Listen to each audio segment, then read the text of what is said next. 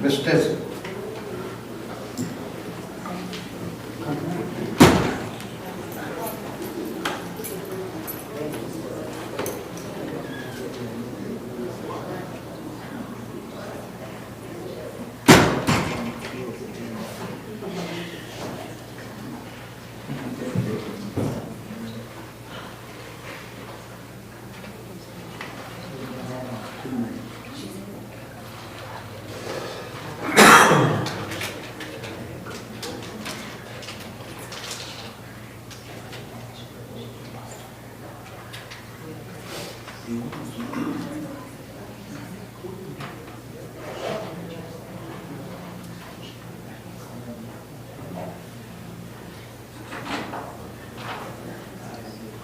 May I have your attention, please? All rise. Lawrence County Municipal Court's now in session. The Honorable Donald R. Capper presiding.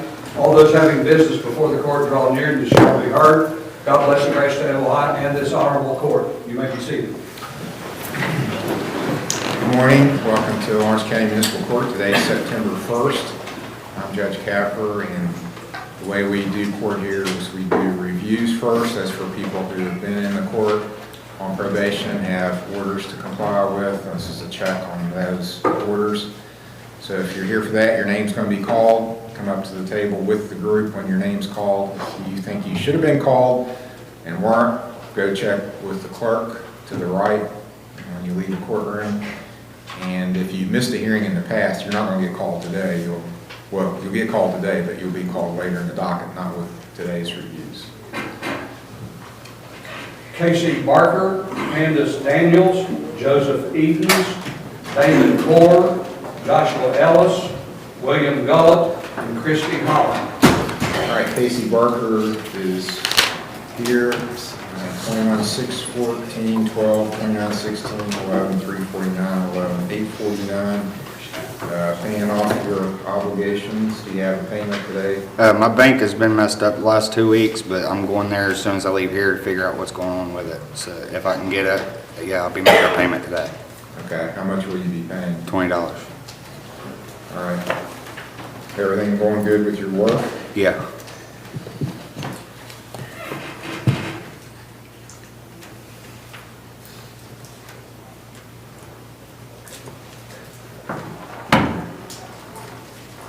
Which days are better with your work schedule for you? Either way works. Okay.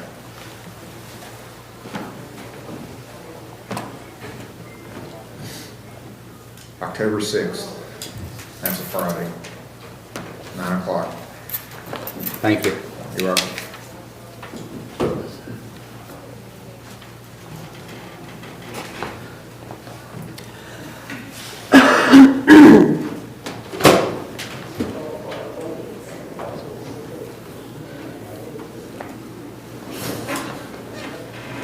Candace Daniels, Yes, sir. it's case number 18795. All your community service is done. You've done some extra toward your fines. You still have somewhat of a balance. Can you pay anything on it today? I've got 3 more days of the community service you said you were gonna let me do. It's really hard for me to get a ride. But I'm gonna have that done by the end of this month. I was gonna talk to you about something else, but you don't look like you're in a mood this morning, so I'm just gonna wait till it. I don't. I feel fine. What do you want to talk about?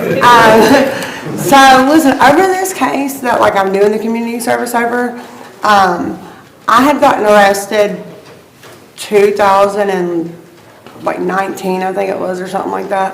And whenever I got arrested, I had a warrant out in Ross County as well for driving under, it was a driving thing over in Ross County. And you told me, you released me on my recognizance, and you told me to go take care of that in Ross County and to come back within a week. And then and I done that. Whenever I came back, you were like, okay, case dismissed. So I just it kind of confuses me, because whenever they arrested me back in April over this, he was telling me that it was over larceny, that I was being arrested over larceny, and I hadn't even been around here in 6 years.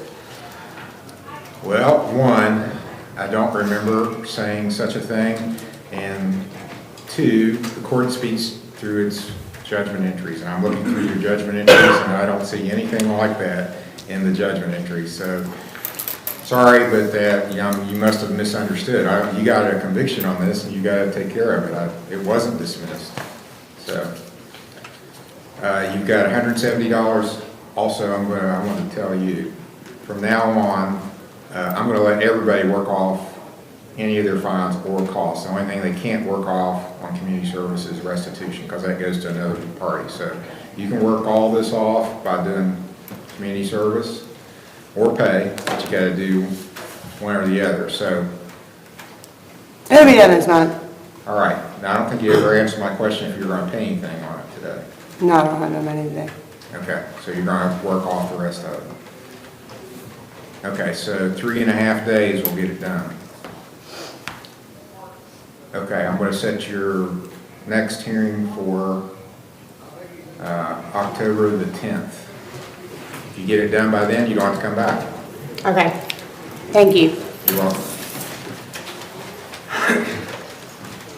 Joseph Edens, I'm not sure how you pronounce it. Edens, Joseph. Hasn't done anything on his case, hasn't appeared today. Your Honor, I believe he's RRG. Oh, okay, let me see the entry.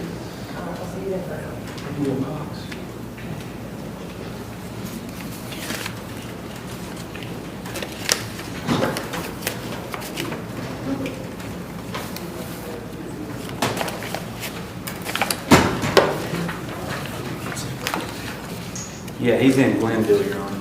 Okay. Well, nobody's here from RRG, so let me text them and see if, because usually they just give me a report as to how they're doing.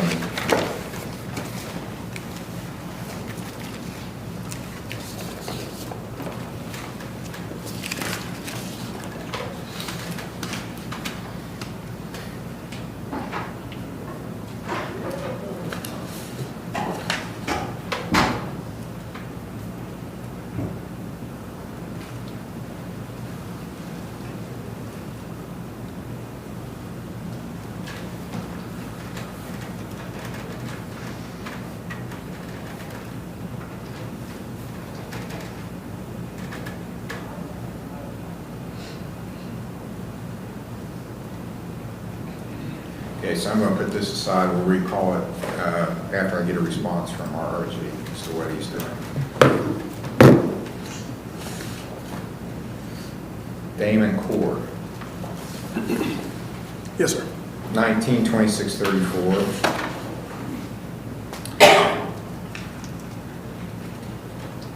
And you've got a little bit left on your, the only thing you have left is fine and court costs, and you don't have that much left. Can you pay anything on it today? No, sir, I can't. How are you gonna take care of it? Oh, I plan to get it taken care of monetarily. You're gonna pay it? Yes.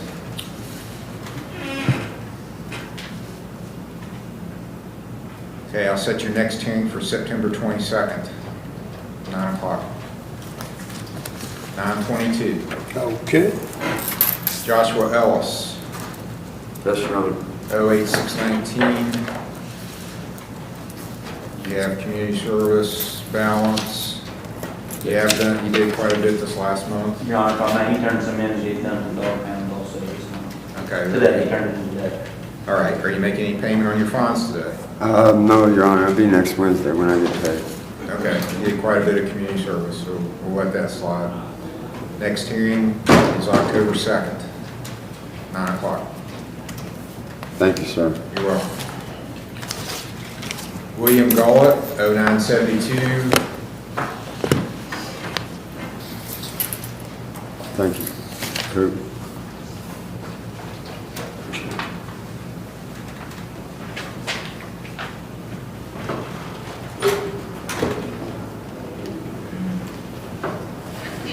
It's kind of a mixed report. It looks like he hasn't done some of the things he was supposed to, but he has done quite a bit, it looks like. Yes, Your Honor, I just got a call, he's running late. Oh, okay. I'll put it aside and we'll recall it later in the docket then, William Gullett. Thank you, Your Honor. Thank you. Christy Holland, 19375. Not completed and has been called for, has not appeared, so she gets a warrant for not appearing.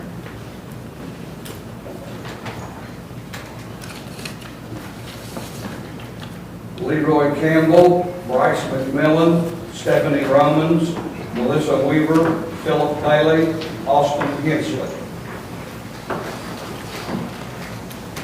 I'm here in order to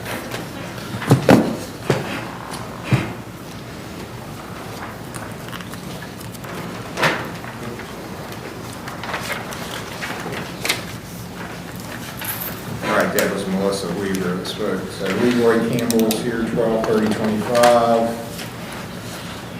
12/22/59, and 10/6/27.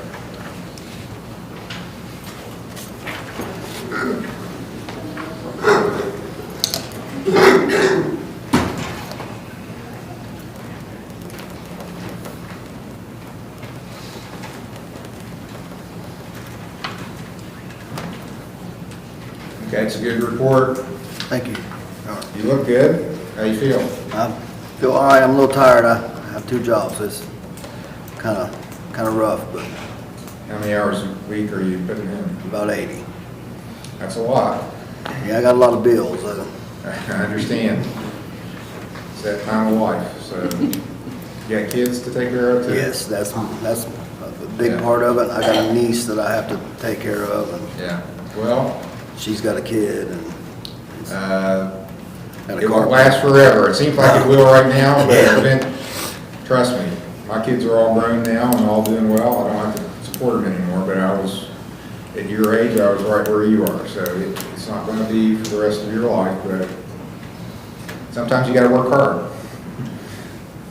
And this is one of those times where you got to work hard. Well, I'm moving right now. It's a little expensive right now because I'm trying to move and everything, and Okay. kind of I'm paying rent where I'm staying, and I'm trying to pay where I'm moving into too, so it's a little expensive right now, so. All right, so I think that means you're not going to pay anything? I know I made a payment. Okay, you did. All And right. I can make another one today. I get paid today, but I don't get paid till noon, so. All right. Well, you're staying sober and clean, that's the main thing. Yes, So, absolutely. and on your work schedule, would it be better for Mondays or Fridays? It's whichever, doesn't really matter. Okay, I'll make it October 13th, Okay. next hearing, Thank you. 9 o'clock, October 13th. Thank you, Your Honor. You're welcome. James Thompson?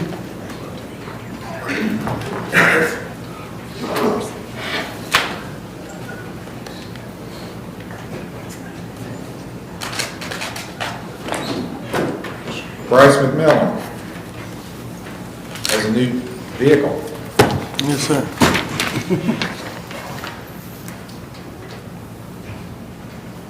Got a report from New Life Recovery that you're doing what you need to do.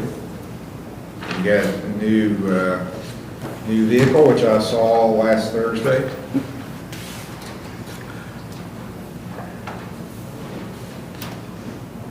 So this is 19,957, 19,944, and 19,114. Okay, you gonna pay anything on your fines today? It'll be this afternoon. Okay. I get paid today. How much? 20, 30 bucks. Finally, we'll have his car paid off his check, so. I'll put you down for 20. Okay. Next hearing will be October 6th.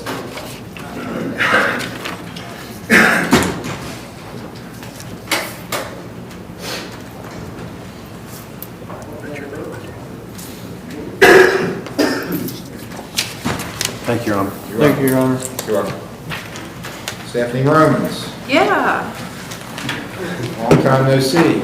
right?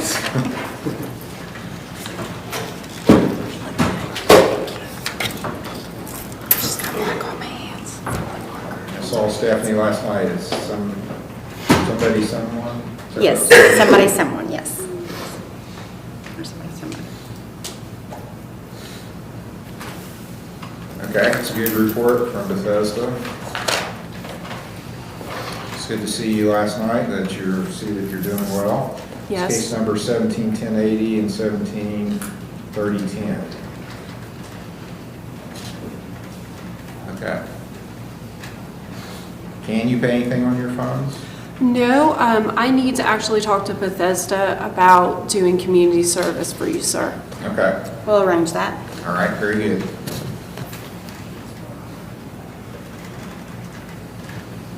October 2nd will be your next hearing.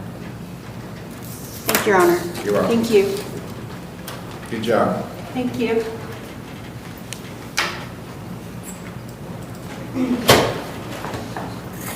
Melissa Weaver is appearing on teleconference. 16-490.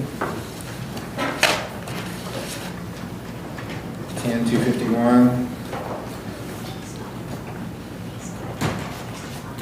You just have fines to pay. You did your community service, and you have been making monthly payments. Can you make a payment today? Melissa? Yes, I can. Online? Yes, How much are you going to pay? $20. All right, I'll put you down for that, and your next hearing is October 2nd. Okay, thank you. You're welcome.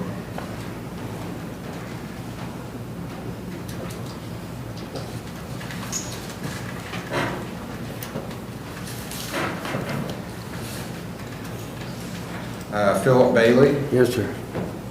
23-206.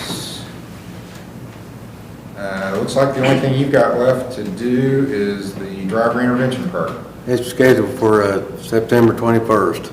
Okay, I'll schedule your review hearing after that. October 13th, if you get a report in here, you're going to one side of county? Yes, sir. Get a report in here that you successfully completed it, you don't have to come back. All right, thanks. 9 o'clock, October 13th. Appreciate it. You're welcome. Austin Hensley, 23-117. Has not appeared, was called for, has not done anything on his case, so he gets a warrant.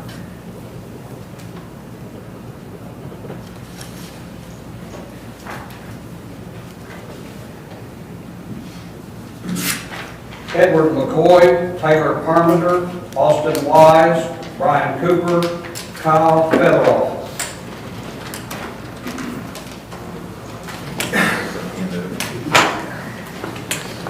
Edward McCoy. Yes. 23-28.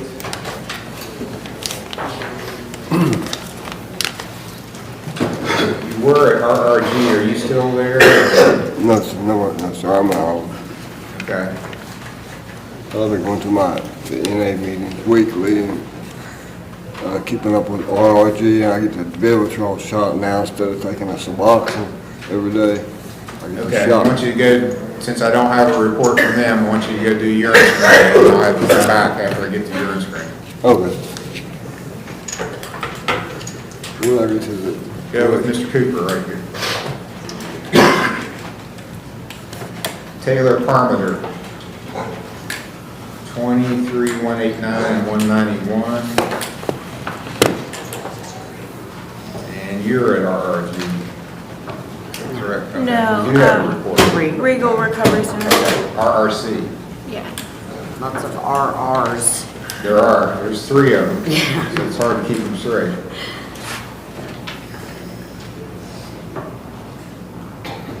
Okay, it looks like we've had a little setback and we're making an adjustment. Is that all right? Yes, sir. Okay. Can you pay anything on your fines today? Yes, I will do it online. And what, you've done some of your community service, are you gonna do, how are you gonna get that finished up? I can on Wednesdays. I've already talked to him about it. Okay. That'll work. I'll set your next hearing for October 6th, 9 o'clock.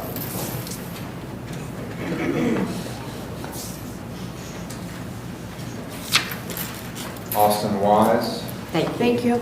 You're welcome. Austin Wise, 220858.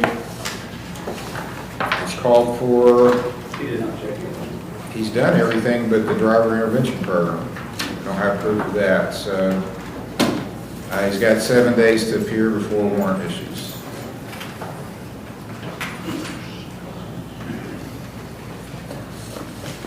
Brian Cooper, 121976. Has done everything but community service and has 2 days left. Same thing, so he's got 7 days before warrant will issue. Kyle Federoff, 23,399. Fines are paid, you've got community service to do, what, The community service, Your Honor, was completed through Miracle Connections. It's a nonprofit. Mr. Major told me that'd be fine. I gave the paperwork to Mr. Cooper. That is correct, Your Honor. He's Okay. turned his community service in. all right, so you got the 3-day school to do then? Yes, sir. It's scheduled for September 22nd, 23rd, and 24th in Sauter County. I tried to get into the August class, but it was full. I'll set your next hearing for October 13th. You get a report in saying you've completed that 3-day school and you don't have to come back. I'm sorry, you said October 13th? Yeah, October 13th. Should be plenty of time to get to the report in and file. Yes, sir. Any questions? No, Your Honor. Okay, Thank you. you're welcome. That finishes our reviews for today, so the next hearings are called the arraignment hearings. If you're here for that, that means it's your first time on a new charge or something happened on an old charge that caused a warrant to be issued. So anybody that's out in the lobby that's got a new case or called on a warrant needs to come in now. So when your name's called, come up to the table to your right, like the last people did, stand there. I'm going to tell you what the charges are, and if it's a misdemeanor, you'll be asked for a plea, which is your answer to the charge. You have 3 choices: guilty, not guilty, or no contest. The safest plea is always not guilty. That preserves the rights you have. The rights that defendants have in criminal court is to remain silent. You're not required to say anything, so you don't have to say anything, but if you do make statements, it's kind of at your risk, because if you get up and admit something about the case, that can be used against you. You have a right to have an attorney and to have one appointed to represent you if you're facing possible jail and you qualify financially. Depends on your family size and what your income level is as to whether I can appoint a lawyer for you. You have a right to have bail, and you have a right to make the state prove any charge beyond a reasonable doubt. If you enter a not guilty plea, you're preserving all those rights. You can always change it later to guilty. If you enter guilty or no contest, you're waiving those rights, and you should not do that if you don't understand the proceedings, if you want a trial, or you want to talk to a lawyer. You should enter a not guilty plea. Call the first case. State of Ohio versus Tara Holzapfel, case number CRA 21651.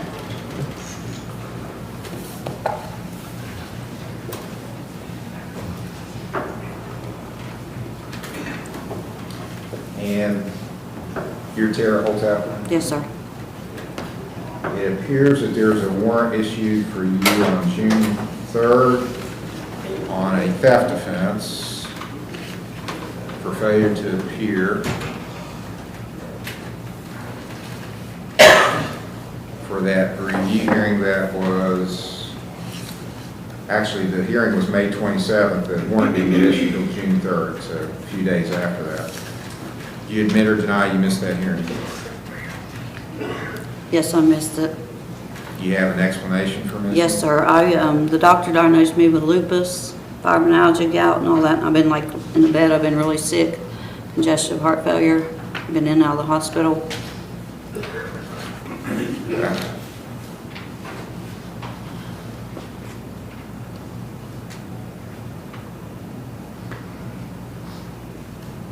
Now, you were going to Mahajan, and you were, one of the orders was that you continue there and complete their services. Did you do that? Yes, sir. She's supposed to be here, and they're supposed to fax you a letter yesterday.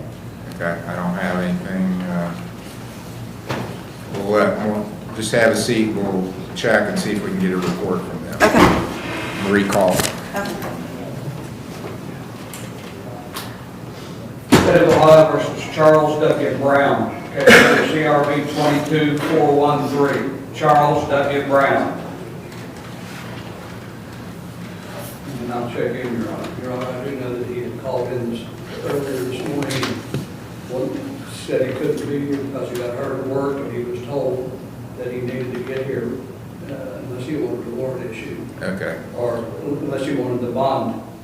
He has a bond up. He got arrested on August 30th. It looks like a posted bond. All right. Charles Brown has failed to appear. He had failed to appear previously May the 5th for a hearing. Then he got picked up on the warrant. It looks like this week, posted a bond on Wednesday, and then he's not here again today, September 1st. So bench warrant will issue, and I'm going to notify Mr.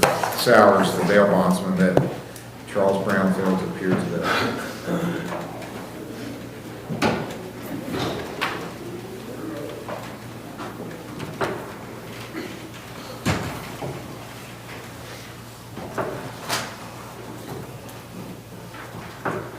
And we'll set a bond forfeiture hearing for September the 18th. I think I've already set some for that date. For Mr. Sowers, warrant will issue today.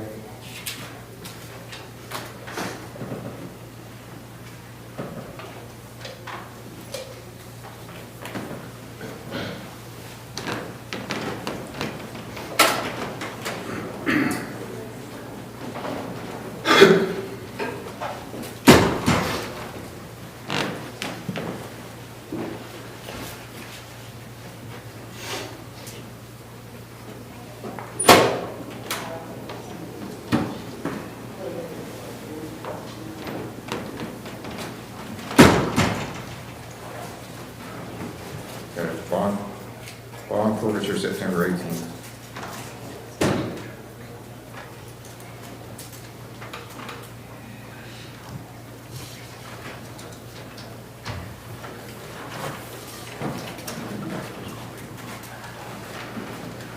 State of Ohio versus Chase W. Rickman, case number CRB 23525, TRD 23650. And I'll check in, Your Honor.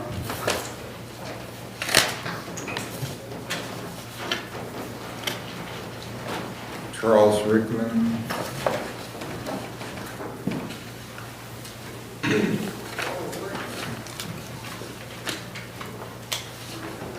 Are we sure he's not in jail because he had a warrant from the...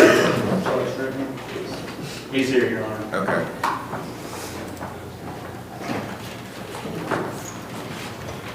It's Chase Rickman, not Charles. Chase Rickman.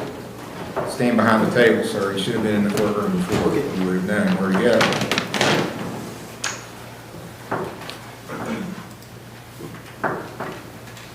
Are you Chase Rickman? Yeah. Mr. Rickman, it's alleged that on August the 29th, you not only caused Kelly Mintz to believe you would cause physical harm to her person or property. That's a menacing charge. It's a 4th-degree misdemeanor. Maximum penalty is 30 days in jail, $250 fine. Do you understand that charge? Yes, sir. Yeah. Then you've got an old charge, not that old, but earlier this summer, TRD 23650, which is a traffic charge alleging that May 31st at 5:04 p.m. in Union Township, you were driving a vehicle with a suspended license. That's a 1st-degree misdemeanor. Maximum penalty is 6 months in jail, $1,000 fine. You understand that charge? Yes, sir.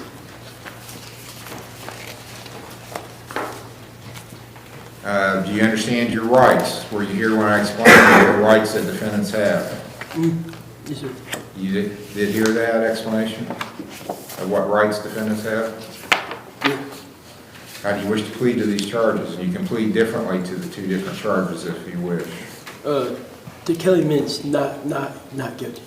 Okay? She was supposed to come down. I think she's here today, and she's supposed to be dropping the charge. Kelly Mintz, come into court. I don't see anybody standing up saying they're Kelly Mintz. So you want to enter a not guilty plea to that charge? Okay, is this Kelly? Okay, we don't have court outside on the sidewalk. It's in the courtroom. I was with the victims.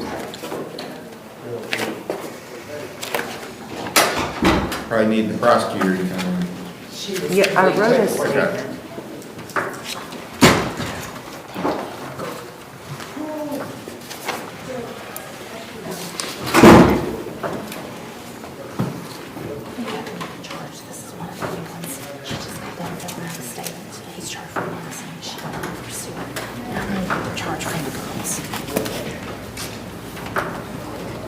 What's your connection with him? You all live together? And then after the incident happened, he left. He had already left. He was going home to get his stuff to leave. And we work on these people. We let rent there. And whenever he got to the house to get his stuff, apparently the landlord had put a board in front of the door so he couldn't get his stuff and leave because he was going to his parents. And this brought this issue that we Okay. paid rent. Is the court or the judge already asked if you wanted a protection order? I don't think I need them. Okay, so here's what I'm going to do. I'm just going to dismiss the charge. But we're going to have to come back and I want to make sure they're sometimes. Yeah, he's been I'm going sure to he didn't therapy either. and, he's actually called the collection before. Where does he go to? Huntington, Valley Health maybe. Okay, well, I'd like him to continue to do that. Yeah, he's, Okay. even What's he before go this, for? even before this, he's been trying to get on medication. The other day, The judge wants me to talk he about got that. off of his medication. Your Honor, and I've spoken with this young lady who's the alleged victim in this matter, and they are romantically involved, and she does not want a protection order. She says that Mr. Rickman already sees a therapist, and we'd like him to continue doing that. I believe it might be Valley Health. Valley Health? Yeah. So we'd like to see him do that, and we want to monitor this and make sure that there aren't problems that, that can't be resolved through him going to counseling. So what we would ask to do is just find out for sure that that's where he's counseling at and come back in a few weeks and see where we stand. All right, I'll enter a not guilty plea for you, Mr. Rickman. Do you want a lawyer appointed to represent you?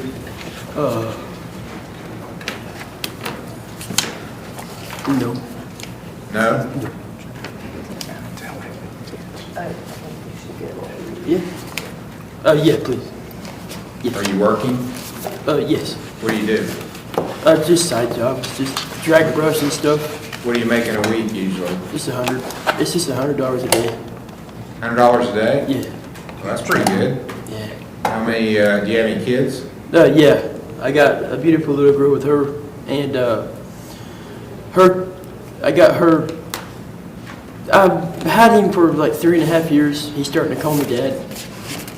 I'm just, You got one child that you're supporting or more than that? basically 2. 2? Yeah. Okay, you're eligible for a court-appointed lawyer then. I'll appoint Mr. Steyer.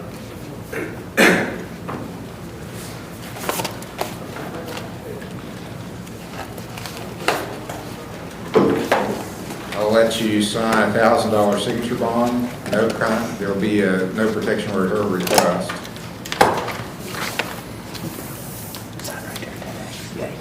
So we'll need to set this fairly quickly. He also has, well, you didn't give me a plea on that. He also has a traffic matter of jailable driving under suspension from a different date. A not guilty plea on that, Your Honor. I'll point you on that as well, Mr. Steyer. And the bond will cover both. So I guess that probably helps us with our timeframes. And this is an M4, so we either need a time He has an waiver. M1 driving under suspension too. Oh, okay, all right. Your Honor, I'm not available on the 11th or the 15th, but I'm available throughout the rest of September.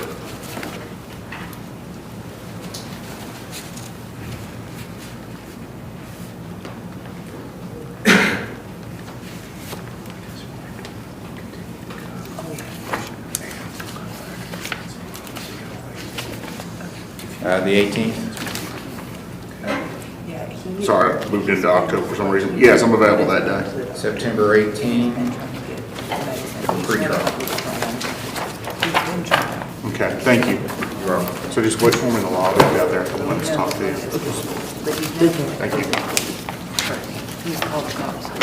And it's my understanding he's doing some counseling, so That's it's a what good we're, idea if he continues with that. yes, but that, he goes, you have to find out where he goes. I'm not sure. He had a doctor. Okay. Thank you, Your Honor. You're welcome.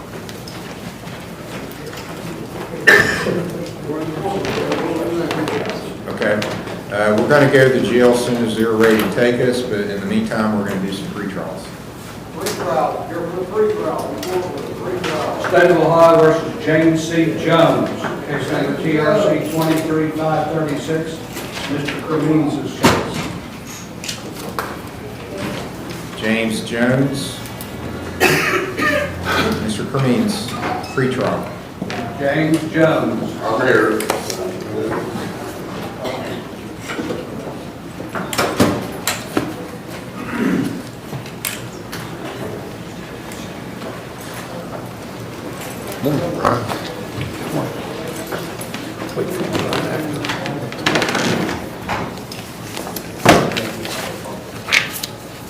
Your Honor, I spoke with Mr. Hill about this. There is a few things outstanding in discovery still after receiving the video that the state wouldn't have had any idea that would have needed to be provided at this time. He's going to get those to me.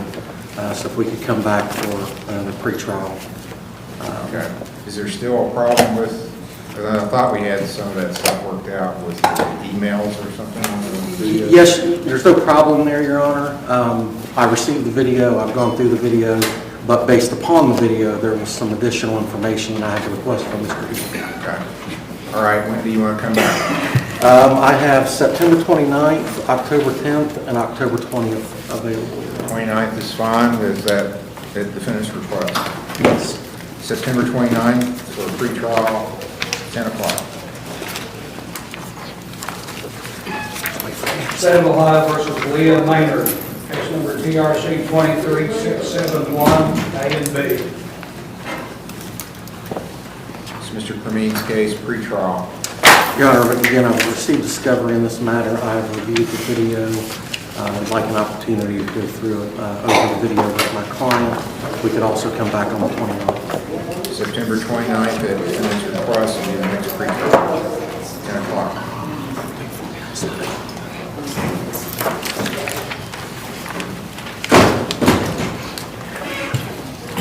State of Ohio versus William J. Wilburn, case number TRC 23272, A, B, and C. William Wilburn, Mr. Kermeen's case, it's a pretrial on a motion to suppress. Yes, Your Honor. I filed the motion. Mr. Heel, we've talked about setting a date for that. I have September 29th, October 10th, or October 20th available for the suppression motion. Well, there's a trial set on the 29th already. What was the other dates? October 10th.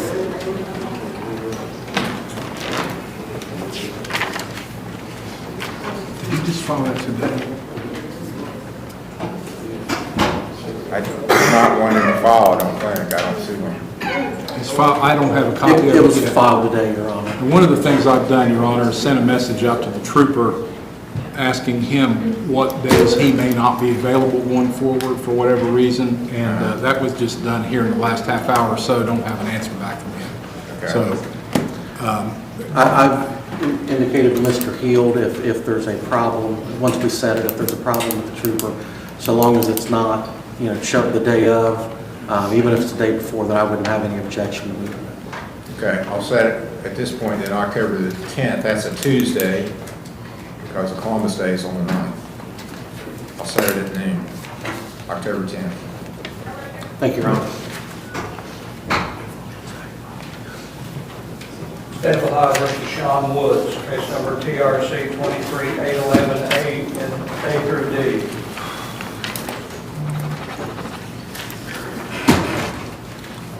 Sean Woods is set for pretrial. It's Mr. Kermeen's case. Yes, Your Honor. Your Honor, if we could come back on September 29th for this, I expect we'd have discovery completed and could have a meeting. At defendant's request, the case is continued to September 29th for discovery purposes. 10 o'clock. Thank you, Your Honor. Okay, we're ready to go to the jail for some arraignments, I assume. State of Ohio versus Mary Johnson at the Lawrence County Jail, case number CRB 23526, and Tad Johnson is on deck.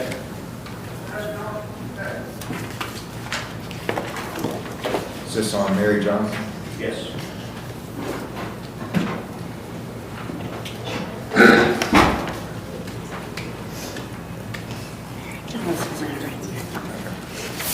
All right.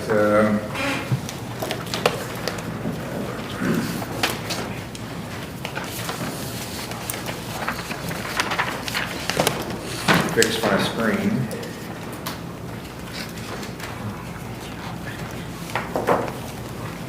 All right, so we have Mary Johnson at the Lawrence County Jail. Ms. Johnson, I'm Judge Capper. This is your arraignment hearing. Hello. Good morning. The purpose of this hearing is to make sure you understand the charge and to take a plea from you as to this charge. You have a right to remain silent. You don't have to say anything. If you choose to say something, it can be used against you. You have a right to have an attorney appointed if you can't afford one, to have bail, and to make the state prove this charge beyond a reasonable doubt. Do you understand those rights? Yes, sir. Yes, sir, I do. The charge against you is domestic violence. It's alleged that on August the 31st of 2023 in Fayette Township, you knowingly caused or tried to cause physical harm to Christopher Lowe, and that Christopher is either a member of your family or a member of your household. So, Both. okay, that's what makes it domestic violence, that status of his. Maximum penalty for this is 6 months in jail and a $1,000 fine. Do you understand the charge? Yes, I just want to go home to my former father. I just want to see my daughter. Do you understand the rights that I explained that you have? Yes, sir, I do. How do you plead to this charge against you? You can plead guilty, not guilty, or no contest, and the safest plea is not guilty. Not guilty. Do you want a lawyer appointed to represent you? Yes, sir. Do you have a job? I do not know. Do you have any income coming in at all?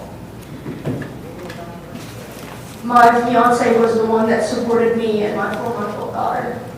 Is that Christopher? Yes, sir. Okay. I'm going to appoint a lawyer for you. I'll appoint Roger Smith to be your lawyer. He's here today in court. We'll get him in the courtroom and... I'm here, Judge. Oh, he is here in the courtroom. Hi, I'm in the There's courtroom. Mr. Smith. You can see him if you look on the image on the courtroom. You can see him standing behind counsel table. I see. All right, he's going to be your lawyer. I'm entering a not guilty plea for you. What's the state's position on bond and protection order? Your Honor, we're not opposed to an OR bond.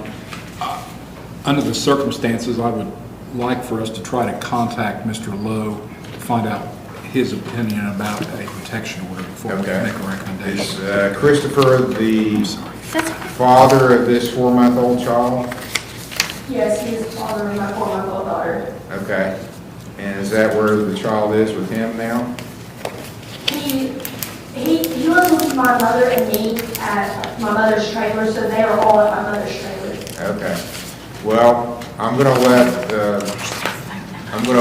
prosecutor contact Christopher and see what his position is on protection order. Do you still want to do that? I do. They forgot to give us a phone number, so hopefully she has a phone number we can. Do you have a phone number for Christopher or your mother? I have a phone number for my mother. I can't remember his phone number because this is like a Roman number. It starts with 2s and stuff. Okay. What's your mother's name, first of all? Shannon Thomas. And what's Shannon's phone number? 304-730-6534. I'm pretty sure that's it. I can't even remember my number off the top of my head. Okay. Oh, it's a lost art due to cell phones. Back in the day, as old people, we remembered all the phone numbers. It's true. Because we didn't have anything on our possession that remembered them for us, so you had to remember it. Okay, so I'm going to let the prosecutor call and see what their position is on bond, then we'll come back. Now, do you have a cell? Of course, everybody has a cell phone. What is your cell phone? It's for your lawyer. For my lawyer? Yes. Yeah, he wants your I'm writing it phone down. Oh, okay. 740-550-1820. Is it working? Yes, it's at my mother's trailer. Oh, okay. All right, we'll have you back after we get some more information. I'll decide what the terms of your bond will be after I get some input from the prosecutor on that. So, May I borrow the 45? yes. Yeah, I've never even been arrested in my life. I just want to go home with my daughter. I've never even gotten in trouble like this before. I understand. I never did Nobody anything. wants to be in jail, so No. we'll have you back on. We'll call you back on up. this in a few minutes. I just want to go to the doctor. I understand, ma'am. You've told me 3 times. State of Ohio versus Tad I'm Johnson. sorry. Case number CRB 16684. And Christian Larimore is on deck.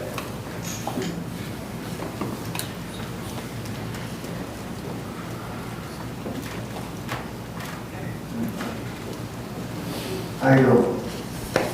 I'm doing great. This is your Tad Johnson. Yes, sir. All right, Mr. Johnson, it's alleged that you missed a hearing, a pretrial, actually. Mr. Steyer is your lawyer. Yeah, real quick, I got incarcerated. Well, just hold on a minute. Hold on till we get your lawyer in the courtroom.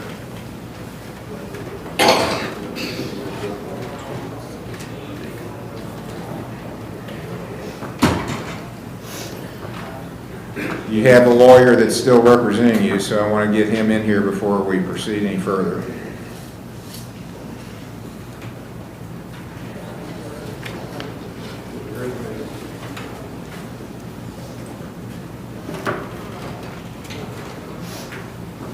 I heard my name, but I didn't hear what was called, Your Honor. This is Tad Johnson, and it's been a while. You were appointed to represent him. He had a pretrial set for February 3rd of this year, and he did not appear. He had been in treatment. I think he left treatment as the allegation, and he got arrested on the warrant. So you are still his counsel. Probably should just let you talk with him before He wanted to say a bunch of stuff, and I know you in particular don't like that. So. Yeah. So I advise you to remain silent until you talk to your lawyer, Mr. Johnson, and then we'll have you back out on the teleconference after that's happened. If they could hold him out, I'll go ahead and call him. You can have the court's file. I'm sure you don't have your file. I don't have mine with me. Okay, Mr. Johnson, we'll have you back after you've talked to your lawyer. Can the jailer hear? Yeah, they can hear. Your spot, okay. State of Ohio versus Christian Larimore, case number TRD 212259. Jonathan Nelson is on deck.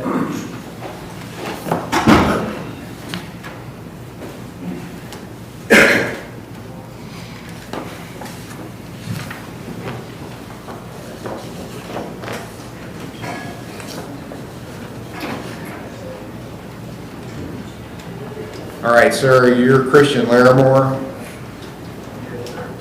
I'm Judge Capper at the Lawrence County Municipal Court in Chesapeake.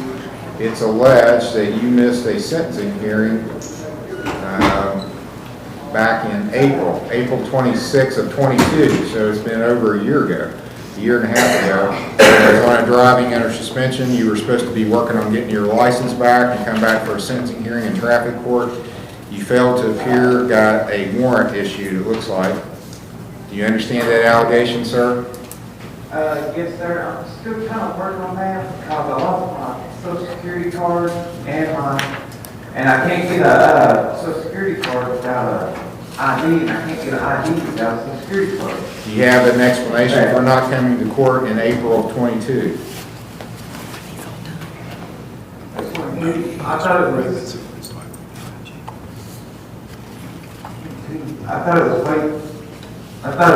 for this month. No, April 26, 22. Maybe you have new charges also? If you do, I don't have those.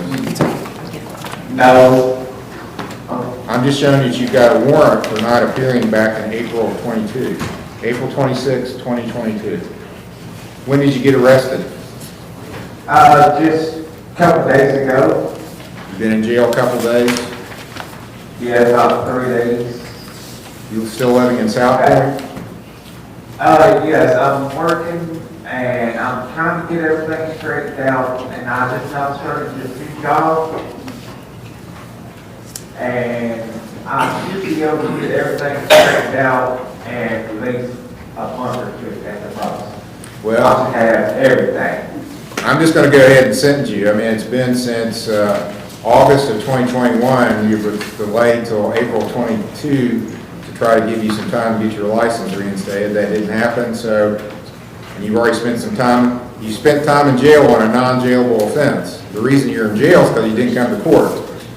You don't come to court. Yeah, I totally forgot about that, sir. I was working and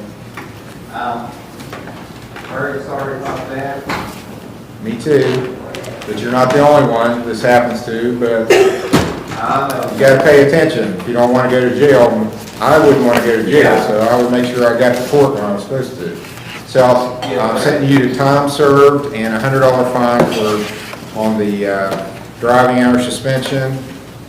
Okay. And what I'm going to do on that, I'll just set it up as a final pay date of November 28th. So you've got the way this works, you've got to November 28th to pay your fine and court costs. And if you don't pay it, then we just send it into the BMV, and they're going to suspend you. You won't be able to get a license for whatever time they suspend you for not paying the fine and court costs. So it'll just dig the hole deeper if you don't pay it. Yes. But you're going to get out of jail today. Okay, I appreciate that a lot, sir. Yeah, we got other people there trying to get in there ahead of you, so I'm letting you out to free up a bit. November 28th, so just remember, you've got through the end of November to pay your fine and court costs. If you don't, you won't be able to get a license. 28. Okay, I'll write that down. If you want a copy of the judgment entry, you can get it from probation. I'm not putting you on probation, but you can get it from them or the clerk. You can go on the court's website and look it up too if you don't remember. We have a website. What can I do to get my social security card and I got a birth certificate. Do you have access to a computer? My phone, my cell phone. Everybody's got a smartphone. If you go, the Social Security office has a really good website. If you go there, I'm sure it tells you what to do if you've lost your Social Security, how to apply for a new card if you lost it. Okay. Okay, I appreciate that. Yeah, just Google Social Security and it'll pop up. Okay, I appreciate that a lot. Okay, good luck. Yep, you too, sir. State of Ohio versus Jonathan Nelson, case number TRD 03-5140. And April White was on that.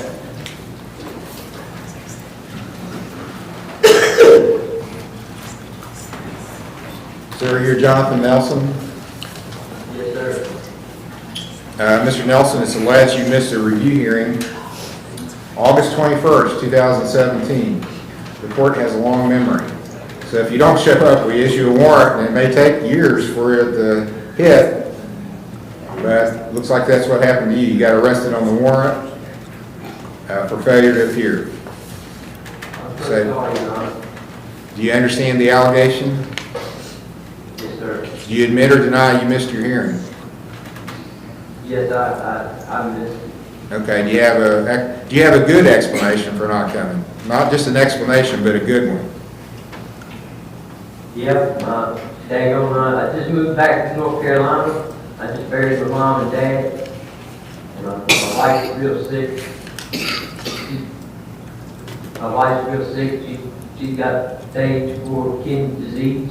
Okay, well, I'm taking care of it. sorry to hear that. And it looks like this is the second time this has happened.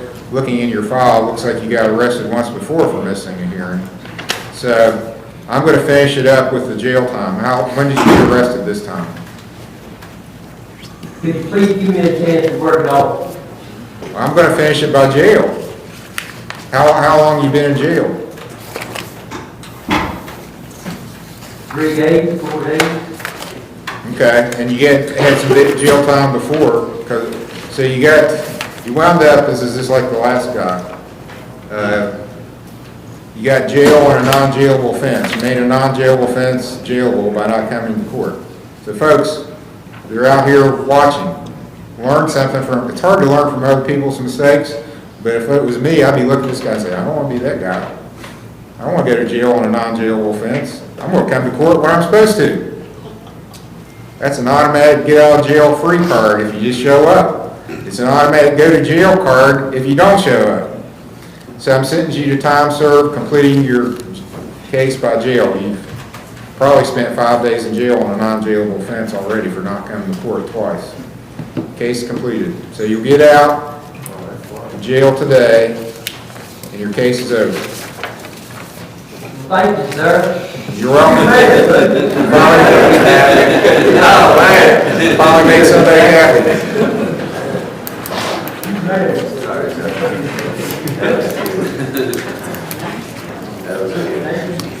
You're welcome. State of Ohio versus April D. White, case number CRB 2099. And we'll call more cases later, Taylor. Okay, April White, is that you, ma'am? You're April White? Yes. All right, so Mr. Morford, I don't know if she looks familiar, but it's been over 3 years, so probably not. From my record, it looks like you were the lawyer of record. She had a pretrial on May the 18th of 2020. She did not appear for, got a warrant. Got arrested on the warrant, and this was on, she had been at Mended Reeds. She was discharged from Mended Reeds because she left against staff advice on April the 19th, 2020. And the charge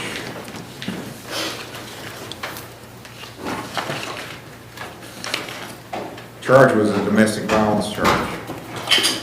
Did you say she was at Mended Reeds, Your Honor? She was at Mended Reeds, looks like inpatient, and left against staff advice, and then didn't appear for a pretrial after that. So, I'm going to let you talk to your lawyer, Mr. Morford. He will call and talk to you, and then we'll have you back after that's happened. So, Mr. Morford, here's the court's file. Don't lose it. Give it back to the clerk or me. and let us know when you're ready to bring her back out. So I think we're going away from the jail for a while. We'll be coming back for the folks we need to recall. Okay. State of Ohio versus Tara Holtzapfel on recall, case number CRA 21651. Okay, this is one that we were looking for a report from Mahajan, and I do have one. From July 22nd.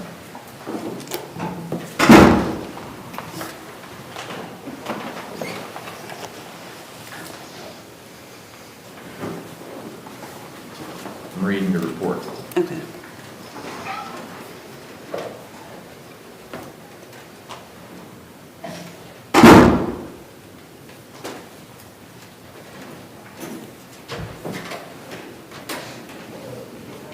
Okay, it says that you are you've been continuously engaged in treatment there for a while.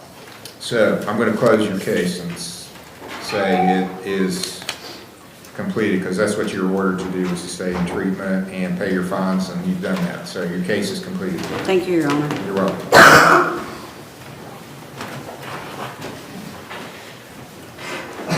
No warrant on that, should be withdrawn if it wasn't. Okay, thank you.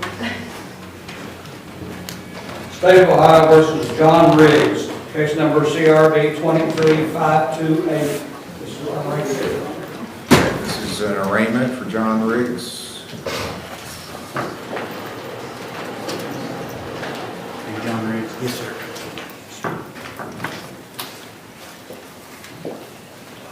Sir, are you John Riggs? Yes, sir. Mr. Riggs, it's alleged that in Fayette Township, August 29th of this year, you tried to deprive Walmart of property without their consent. It's a first-degree misdemeanor theft offense. Maximum penalty is 6 months in jail and a $1,000 fine. Do you understand the charge? Yes, sir. You understand your rights? Yes, sir. How do you plead to this charge? Guilty. Guilty means you're admitting it's true, and by doing that, you waive the right to have a trial, to have a lawyer, to make the state prove the charge beyond a reasonable doubt. Do you understand that? Yes, sir. Okay, I'm going to accept your guilty plea, and what I do on all, we get a lot of shoplifting cases because the Walmart's in my jurisdiction.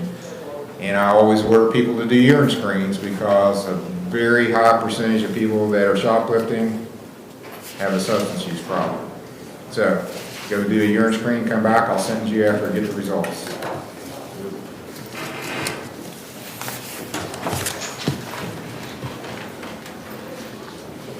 State of Ohio versus Darrell L. Runyon, case number CRB 23529.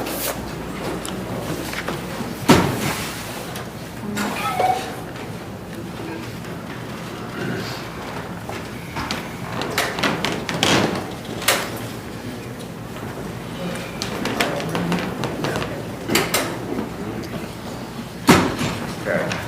I think there's if you look in the body of the complaint, we got the name on.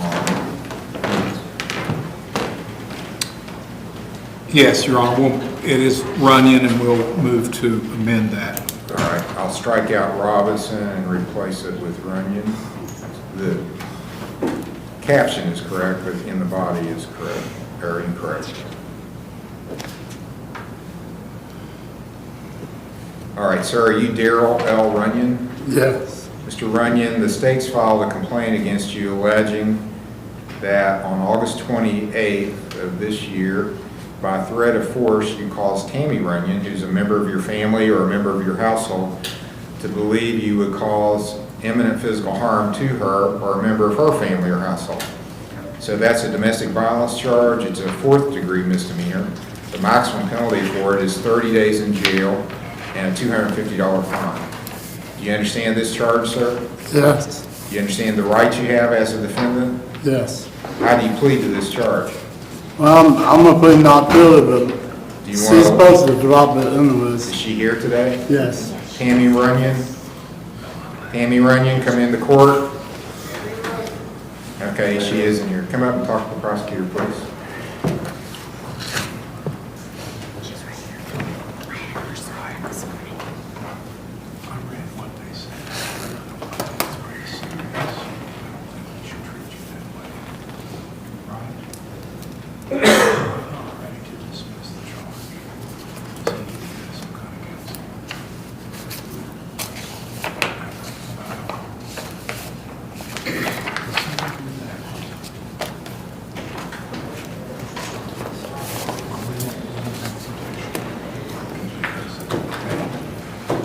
Your Honor, I've spoken with Ms. Tammy around here. You'll need to talk to the judge a little bit too. She doesn't want a protection order. In fact, she wants the charges dismissed. However, the allegations are kind of serious, and so we're not ready to dismiss the charges, and we want to find out that there's not going to be further problems. And it's our belief that Mr. Runyon could benefit from some anger management counseling. So if he's willing to do that, we would be willing to extend the case out and make a decision later on as to whether we felt we needed to go through with the conviction.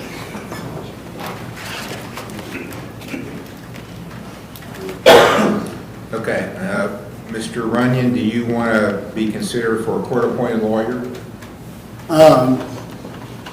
So we got a baby today, and I'm helping her with a house, so she doesn't have a house for my baby. Okay, that Where's that a misunderstanding? There wasn't no argument at all. I don't think that's what I asked you. You didn't answer my question. My question is, do you want to be considered for a court-appointed lawyer? Yes. Do you have a job? No. You have no income? No. I'll appoint Mr. Morford to represent you. So we'll get Mr. Morford in the courtroom. Not guilty plea is entered for you. Maybe And no protection orders required. You don't want him ordered to stay away from you?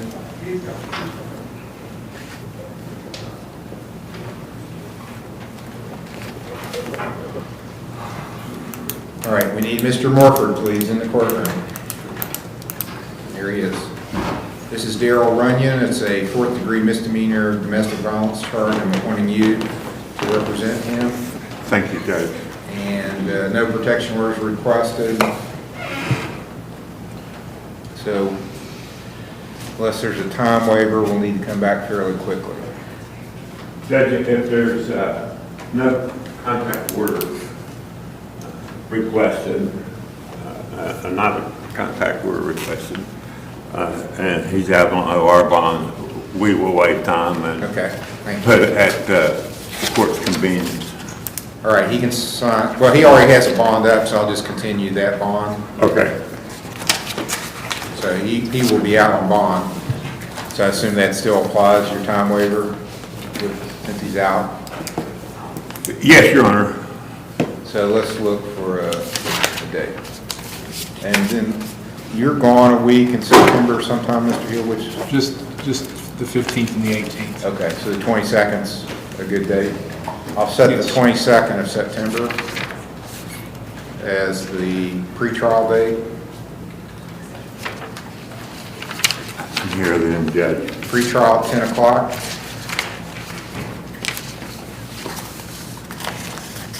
Anything else? Well, Your Honor, we did suggest that anger management counseling might help this along as far as the state's concerned. So if Mr. Morford wants to speak with Mr. Runyon about doing that and come back with a report that he's starting to take part in the counseling, we would. Well, and I'd also ask, I mean, I don't want to read too much into it, but look at the affidavit. It looked like there may be substance use issues also, so that may be something to take a look at. Ms. Run, might ask her. Yes, she didn't indicate that there. She indicated that there wasn't, but you know, we would still like to at least have that looked at. Okay. No. All right, next hearing is September 22nd.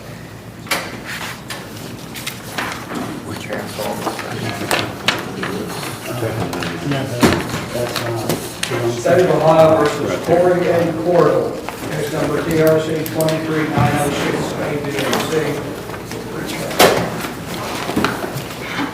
This is a pretrial for Mr. Smith.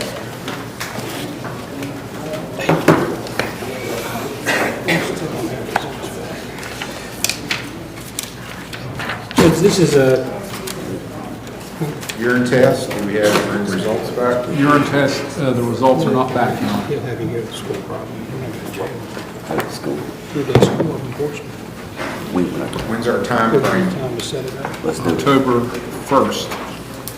There's been no discovery filed, so. It's not been filed, Judge, because I'm waiting for test results, but my client has just spoken to me. He would like me to go ahead, because there's no contest put on his behalf at this time, even though you understand I don't have discovery back test results. I don't want to keep wasting everybody's time. That's his choice, Your Honor. He would enter a no contest plea. All right, and now, I want to make sure you understand, Mr. Cordell, you submitted to a urine screen that went to a lab in Columbus for testing, and we don't have the results yet, so I don't know what it's going to show. You probably have an idea what it's going to show, but I don't. I do. So you have a right to wait and see those results if you want. I'm fine. I just like to go ahead and move forward. Judge, then we would enter that no contest with stipulation of facts sufficient to find my client guilty. All right, and you agree with that, Mr. Porter? Yes, sir. Is there any statement you want to make before I sentence you? No. Okay. Your Honor, it says he did not have insurance at the time. Did you have insurance on your vehicle? Did you Yes, have I to do. pay the arrest on? You got that with you today? July 3rd, did you have? Can I run out to the car and get it? Yes, and then while you're doing that, I also want you to do, I don't have the results from the urine screen you did on July 3rd, but I want one today. If you're going to plead guilty, or no contest, and I find you guilty, I want to know what's in your system. So I'm going to have you do a urine screen here. Just recall this one, Judge. Or recall it, go get your insurance card, and go take a urine screen, and you'll go to the probation office to do that to the left. That's Do a right. urine screen. Grab your card and get that test done. All right.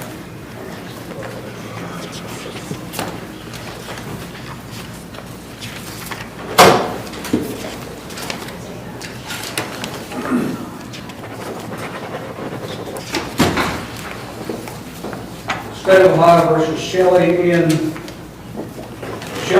Rodriguez, case number TRC 23-816, A, B, and C. This is Mr. Smith's case, and it's set as a pretrial.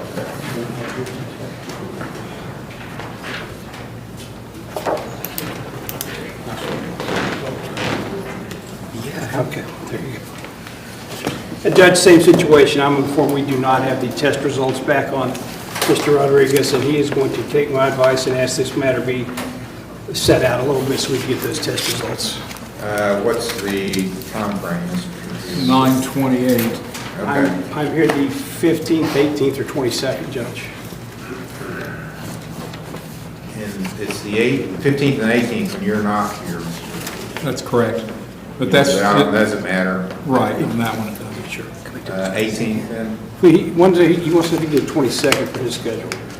Well, that doesn't give us much time to get a trial scheduled. What date were you? Oh, that's what I meant to say. September. Okay, 18th will work, Judge. He's telling me. We can make that work. September 18th? Yes. Will be the next hearing for pre-trial 10 o'clock. I'll let you know if I get the results. Take that, read it, that's a synopsis of what happened. I'm here looking from the video she watched. That's yours today. Just read it. I'll let you know if I get the results.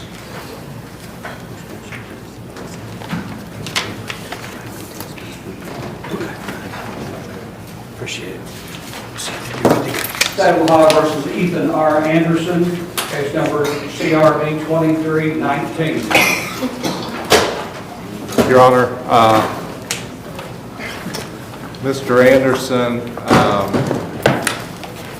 I guess, has a warrant out of common pleas court, so. He's decided not to appear today, too. Well. And he was with QRT. Yeah, they terminated QRT, I think, last time. And they brought him back, well, the intention was for him to go back before common police court this past day before yesterday. And he didn't appear. And it didn't appear. Okay, we'll get a warrant from here, too. Your Honor, I know on 8/25, you gave him a signature bond, but he had a holder from common pleas. They must have lifted that holder at some point, so. Yeah. I see an OR bond, and well, that's the one I issued. Yeah, there was no OR bond from you, but you issued that because he had a holder. Right. And I don't know what happened with the holder. He didn't. Well, I think, I'm just guessing that they got my OR bond, felt that he was good to go because the the release time's the same time that my OR bond hit. So I'd say there was a mistake made there. Mistakes happen. Yes. So that's one, we have to really be careful when we send it down to the jail. We're releasing only our holder, not the common pleas holder. It's right on top. State of Ohio versus Fiona R. Benson, case number CRB 23472. Your Honor, the state has presented an offer this morning. This is our first pretrial on this matter. Would like to set up for another pretrial so I can go over that offer with her and go over the discovery with her. Over here. Yeah, the preference is to the date come back. A couple weeks, Your Honor, be fine. Okay, that's the 15th. Mr. Heal's not going to be here, but I guess somebody will be trying to fill your shoes. And I make notes to help it make it be easier for them. All right, September 15th. September 15th. Thank you, Your Honor. You're welcome.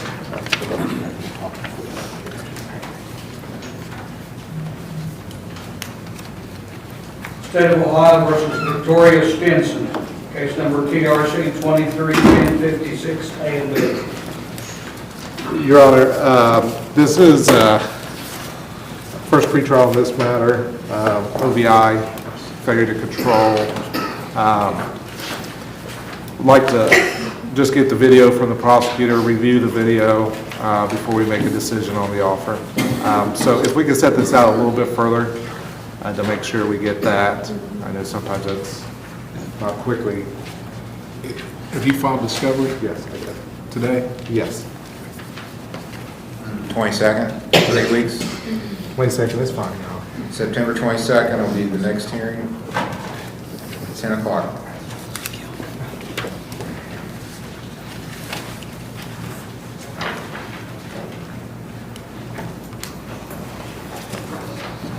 State of Ohio versus Alec R. Berry, case number TRC 23957, A and B, and TRD 23292, A and B. He is there. Okay. Well, that's good. I'm glad to see it.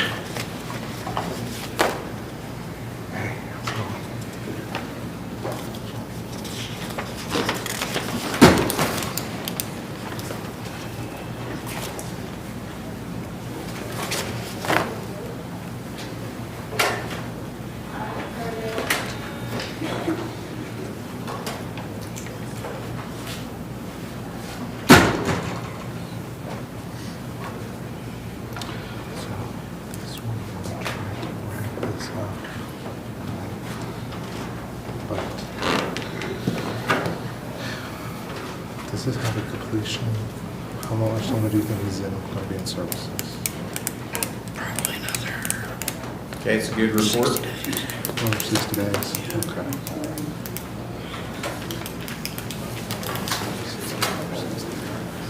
And he's done quite a bit of community service in the last month, so that's good, on his old case. Yeah. On the old case, yeah, which was set for review today.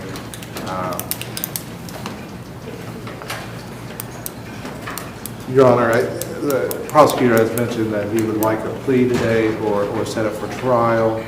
I think we should just set it for trial, but we can do that. Well, is there a jury to meet? There is, as always, every time. Your Honor, we could set it for a final pretrial. We'll probably take care of the matter at that time. We're okay with the pretrial, and if he wants discovery, we'd be happy to, I don't think he filed a discovery demand, we'd be happy to comply with that.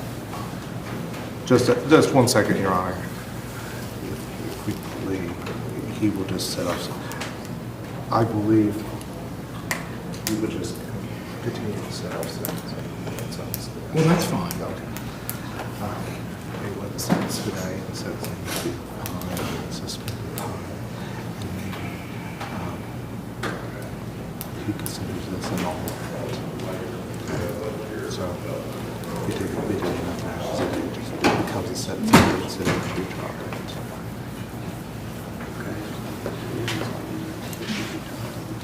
He will be. Your Honor, we're going to go ahead and plead guilty today to the charge. I think it was.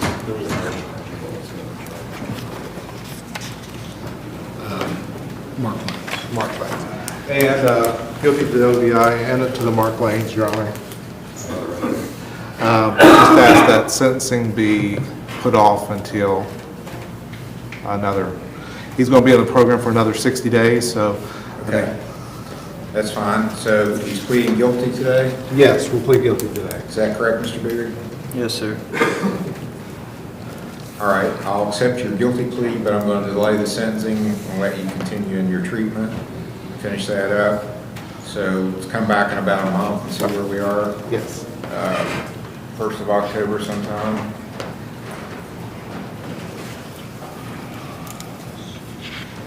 What's your schedule in October?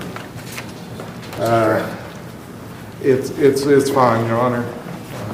Let's have a trial that doesn't get settled.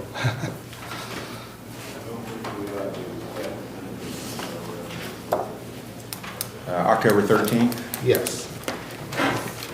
Okay, that'll be a sentencing then. October 13th for sentencing on 23-957 and a review on 23-9. Yes. Okay, and both will be set at 10. All right. Thank you, Your Honor. Thank you, Your Honor. Thank you, Your Honor. You're welcome.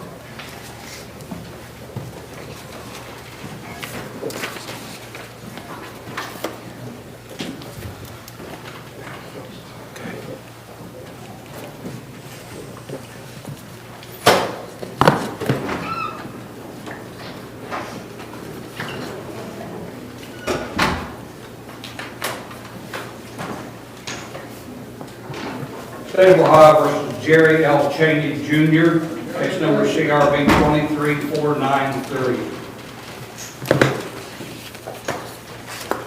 This is Mr. Steyer's case set for pretrial.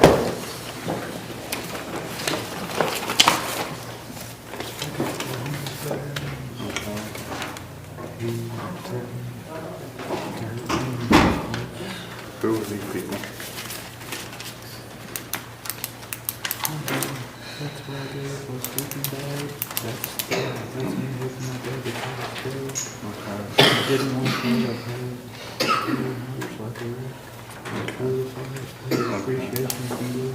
Okay. Well, hang on just a second. Let me talk to the prosecutor. Any further information from your alleged victims? He just gave me stuff on my top date discovery. Okay. You want to tell me everything in time and then? Yeah. Your Honor, Mr. Cheney just provided me with some documentation that I'm going to need to go through and determine whether it needs to be provided as an update to discovery as well. I think there's a couple of issues that Mr. Heald is still addressing involving in the case. So I think it might be worthwhile to do one more pre-trial prior to a decision on whether we want to try this case. So at this time, I just have to ask for another pre-trial. We'll waive time constraints to accommodate that. Do you have a preference as to a date?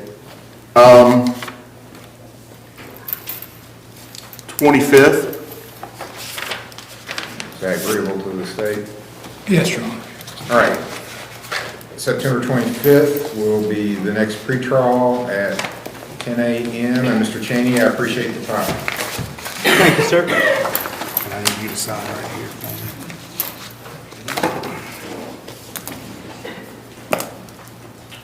All right, that was your phone number. You can write it down for me. Okay, we're going back to the jail to finish up some of the hearings there. State of Ohio Set versus that Derek aside. Blankenship, case number CRB 22701 at the Lawrence County Jail, and Kevin Dale is on deck. Derek Blankenship.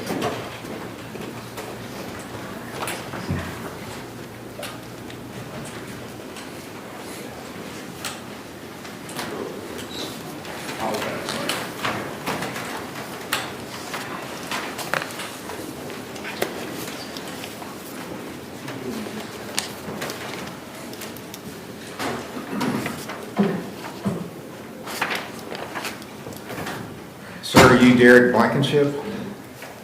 Can you hear me, Mr. Blankenship? Yes, sir. Okay. I'm Judge Capper at the Lawrence County Municipal Court in Chesapeake, where your hearing is taking place and you're appearing in the court on a monitor. Everything's obviously being done by teleconferencing. So it's all being recorded. Your image and what you say is going down on the record. You have a right to remain silent. You don't have to say anything. But if you do make statements, it can be used against you if you admit something that's against your interest. You have a right to have an attorney, to have one appointed, a right to bail, and to make the state prove any charge beyond a reasonable doubt. Do you understand those rights? Yes, sir. So I'm going to go over the charge with you now. It's an older charge from last fall, October 26, 2022, Fayette Township. It's alleged you knowingly caused or tried to cause physical harm to Amber Hankins, and that Amber is either a member of your family or a member of your household. That's a domestic violence charge. It carries a maximum penalty of 6 months in jail and a $1,000 fine. Do you understand this charge? Yes, sir. How do you wish to plead to the charge? Not guilty. She's supposed to already came in and wrote a statement saying it wasn't true the very next day. And then she's been back again to explain that she was pregnant and what was going on or whatever. I wasn't even around her. I was in Gallipolis, so I'm pleading not guilty. Okay, Mr. Field, I don't make the charging decisions, Mr. Blankenship, so I'll ask the prosecutor, does the state still want to go forward with the charge? The allegations, if they were true, are very serious, number one. And we did, number two, get a letter from Ms. Hankins. She signed a statement on October 31st saying that it was all big mistake. So I don't know if she's here or not. Is Amber Hankins here? Amber Hankins, come into court if you're here. Yes. I think she's with Crystal Otter. That's my lawyer, so. Well, neither one of them are here. I know what Crystal Otter looks like, and I don't see him anywhere. Yeah, because we thought he was dismissed. Well, this is from October of 2022. Oh, yeah, so this is only the beginning of September. Yeah, this is old. Right. However, serious allegations, I don't know what's happened between then and Okay, now. well, the state's not willing to dismiss it at this point, and there's nobody here pleading for it to be dismissed. So we're going to go forward with it, Mr. Blankenship, and I'll enter a not guilty plea for you. Is Mr. DeLotter going to be your lawyer? Yes, sir. Okay, I'll put him down as your lawyer. What's the state's position on bond for Mr. Blankenship? We're not opposed, well, I'd like to know when he got served and why it's taken so long to get him. I was arrested in Kentucky. Have you got something in common police court then too? Yeah. Okay. Yeah. And you haven't appeared in common pleas yet then? No, I'm here Wednesday. And he has a hearing next Wednesday, but I don't know, do you know what the charge is? Do you have a lawyer? Will Mr. DeLotter be representing you in common pleas also? Chris is representing me on all of it. Okay. Well, do you still want to do the OR?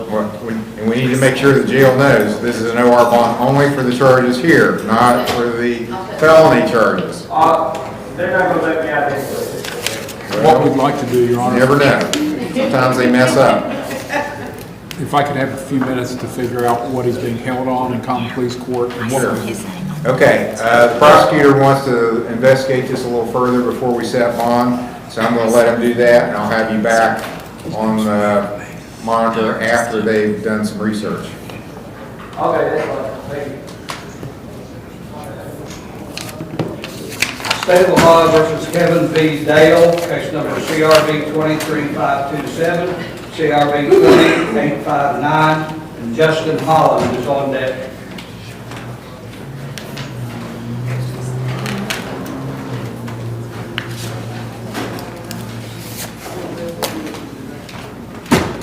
Okay, I've got some new charges and some old charges. And are you Kevin V. Dale? Yes, sir. I'm Judge Capper at the Lawrence County Municipal Court, which is located in Chesapeake. This is where your charges are currently filed, and this hearing is happening in the court by teleconference. So your image is in the courtroom on a big screen that everybody can see, and it's all being recorded. What you say and your image is all going down on the record.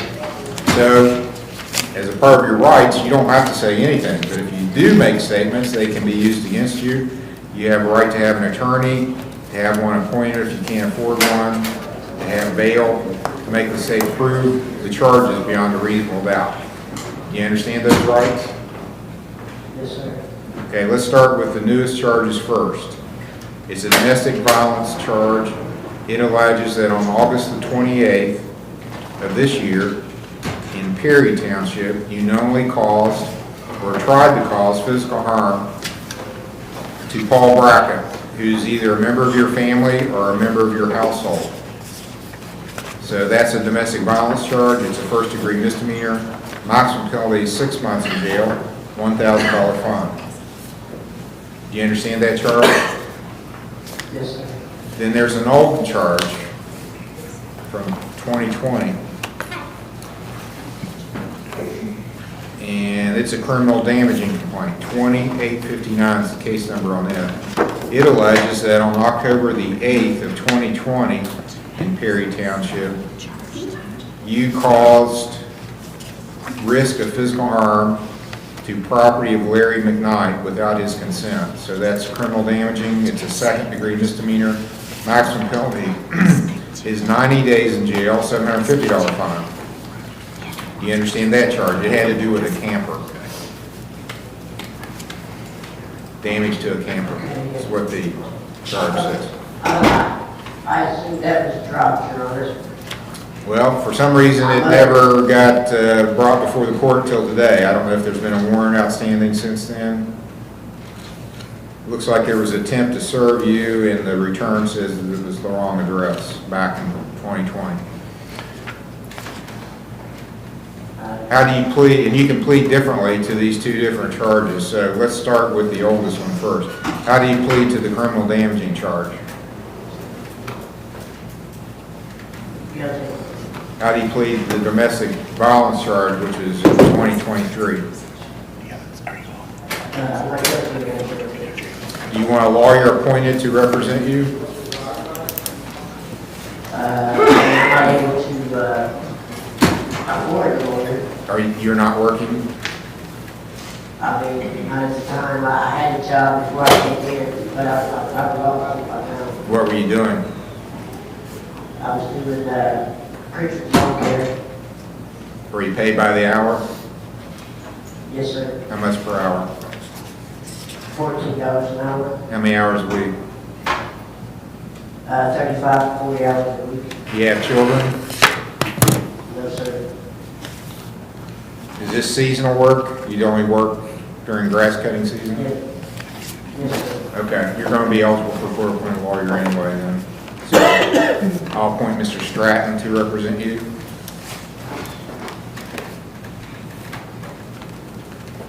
Mr. Stratton, this is Kevin Dale. Yes. He has two charges, a current domestic violence charge and an old criminal damaging charge. He ostensibly entered a guilty plea to the old criminal damaging. It was uncounseled, of course, so if you want to withdraw that, you can. I'm going to appoint you to represent him on both matters. Yes, sir. We'll withdraw that guilty plea. I'll enter a not guilty plea as to both. State's position on bond for Mr. Dale. Your Honor, we are going to request a protection order first, and then I guess we want to know if Mr. Dale has any reason why he has to be around his father at this time. His father's Paul Brackett. Okay. Can you stay away from your father, Paul Brackett, while this case is pending, at least for a while? You don't live together? You have a separate place to stay other than with him, is that correct? Correct. Okay, so just that there's no allegations that something happens, I'm going to order that you not go around him Don't call him, don't contact him, don't post things about him. I want things to calm down while we're in court. I don't want there to be alleged another incident to have happened. Yeah, we'll sign a protection order. So to do that, I'm ordering a protection order, which means you're not to go within 500 feet of him. Yes, we'll sign that protection order, Your Honor. That'll be sent down to the jail. Okay. I'll let you out on an OR bond of $1,500. So as long as you come to court when you're ordered to, you don't have to post $1,500. If you decide not to show up, you'll get a warrant, and then you'll have to pay $1,500 for not showing up, besides you go back to jail. So just come to court when you're ordered to, and we're going to decide when that's going to be. Then the next couple of weeks, Your Honor? 15th? Yes. And Mr. Dell, do you have a phone number? Yes, sir. What's your phone number? 1-740-307-2544.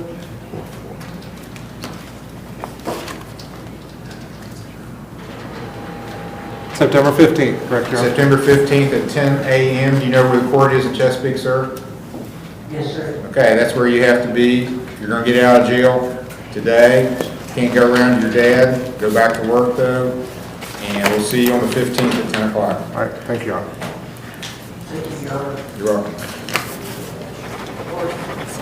State of Ohio versus Justin Holland, case number CRB 23530. Taft Maynard is on deck.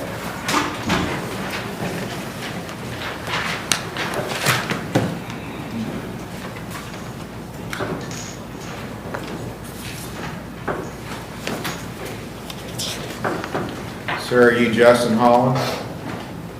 Yes. I'm Judge Capper at the Lawrence County Municipal Court. Mr. Holland, and I'm going to go over the charges that you have here in a minute. First, I have to explain your rights to you. You have a right to remain silent. You don't have to make statements, but if you do, it's all going on the record. Everything, your image and what you say is all being recorded, so if you admit something about the case, the prosecutor could use it against you. You have a right to have an attorney, to have one appointed if you can't afford one, to have bail, and to make the state prove this charge beyond a reasonable doubt. Do you understand those things? Yes. The charge is theft. It's alleged that on August the 28th in Fayette Township, you tried to deprive Walmart of property without their consent. It's a first-degree misdemeanor theft charge. Maximum penalty, 6 months in jail, $1,000 fine. Do you understand the charge? Yes. How do you wish to plead to it? Guilty. Guilty means you're admitting it's true. Okay, I'll accept your guilty plea. I'm going to order that you submit to a urine screen there at the jail. So I'll get those results, and after I do, then I'll sentence you. So the jailer, if you could do a urine screen and let Mr. Major know what the results are, and then I'll let Mr. Cooper know what the results are, and then I'll have him back for sentencing after that. Go do a urine screen.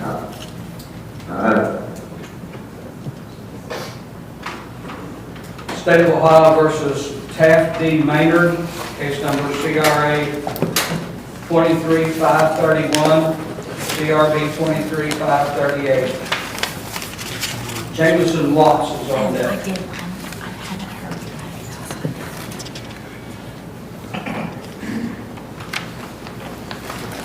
Sir, are you Taft Maynard? I'm Judge Capper at the Lawrence County Municipal Court in Chesapeake, where your case is filed. You are appearing in the court by television monitor. You're on a screen in the courtroom. It's all being recorded. So if you say something against your interest that the state wants to use against you, they can. You don't have to say anything. You can remain silent. You have a right to have an attorney, to have one appointed if you can't afford one, to have bail, to make the state prove the charge beyond a reasonable doubt. Do you understand those charges or those rights you have? Yes, sir. You've got two charges. Having a weapon while under disability and domestic violence. Those are the two charges. The 23531 is the weapons charge. It alleges that on August the 28th of 2023, in Fayette Township, not being relieved from the disability to have a weapon or use a firearm, that you were under indictment or have been convicted of a felony offense of violence, so that disqualified you from having a weapon, and that's the charging issue is having a weapon while under disability. It's a felony of the third degree. Maximum penalty is 5 years in jail, $8,000 fine. Then 23-533 is a domestic violence complaint. It alleges August 28th, you knowingly caused or tried to cause physical harm to Donnella Brown, who's either a member of your family or a member of your household. That's a first degree misdemeanor, maximum penalty 6 months in jail, $1,000 fine. Do you understand these charges? Yes, sir. Do you understand your rights? Yes, sir. Do you have the money to hire a lawyer? No, sir. Are you working? I was working, but I haven't worked for the past week, and I have, due to being incarcerated. I have no money right now. My woman, Janelle Brown's daughter, is actually trying to get money up together for my bond because Janelle Brown's not even pressing the domestic violence. She ain't even in state no more. She's in Tennessee right now, sir. Okay. What's the state's position on bond for Mr. Maynard? Your Honor, there's an allegation that he had possession of 2 firearms during this, so it's just on its face, it's concerning. Is Donnella Brown here, or anybody in the family?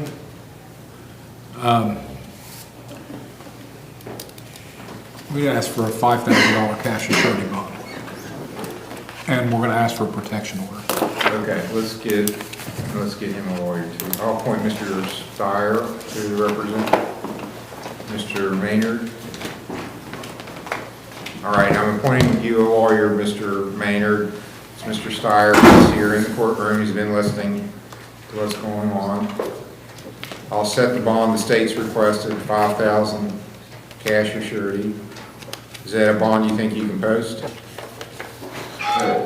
it 10% to the bail bondsman, or is it? It'd be roughly 10% to the bail bondsman. The bondsman has to decide what they will take, but it's usually about 10%.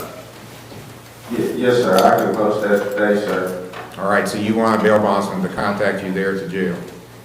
Yeah, could they contact my fiancee, Bethany Smith? Okay, Yes. so that's Donnella Brown's her mother? Yes, sir. Okay. She's my fiancee. I've been with her for 11.5 years. What's her name? All right. Bethany Marie Smith. Bethany Smith. Bethany Smith. What's her phone number? 1740. Just a second. I got to put this in my phone.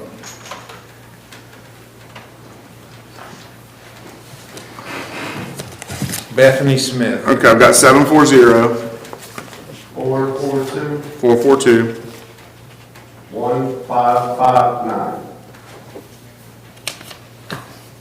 Okay, I've got that number. I will give that to the bail bondsman that commonly works in this court and have him contact her. All right, thank you so much. My daughter's been waiting to see me. We have a daughter. I know when, sorry, go ahead, sir. When do you want to come back for the next hearing? Again, I'm available all upcoming court dates except the 11th and the 15th throughout September. Well, are you waiving time then? or- Are you confident you can get out? You'll be able to get out of jail? Yes. Because if that's the case, then I can waive time constraints and we'll go out a little bit longer. But if you don't get out of jail, you'll just be sitting there for all that time. Yes, you just have to contact Bethany Smith and let her get in contact with the bail bond. She has all of our money. I'll get it taken care of. All right. Then yes, we'll waive time constraints. So, How about let me check that date. I'm looking at is it the 11th the day you're not? the 11th and 15th is the week I'm not here. Okay.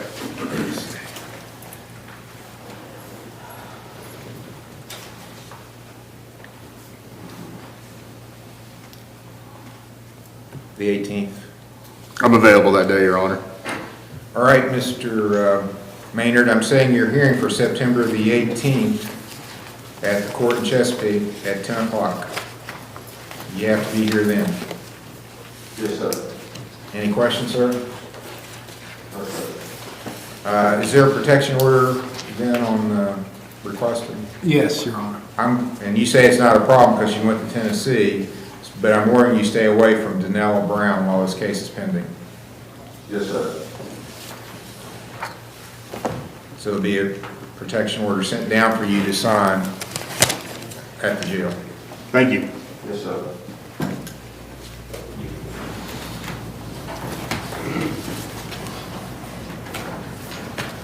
State of Ohio versus Jameson Watts, case number CRB 23-532 A and B, and Mary Johnson is going to testify.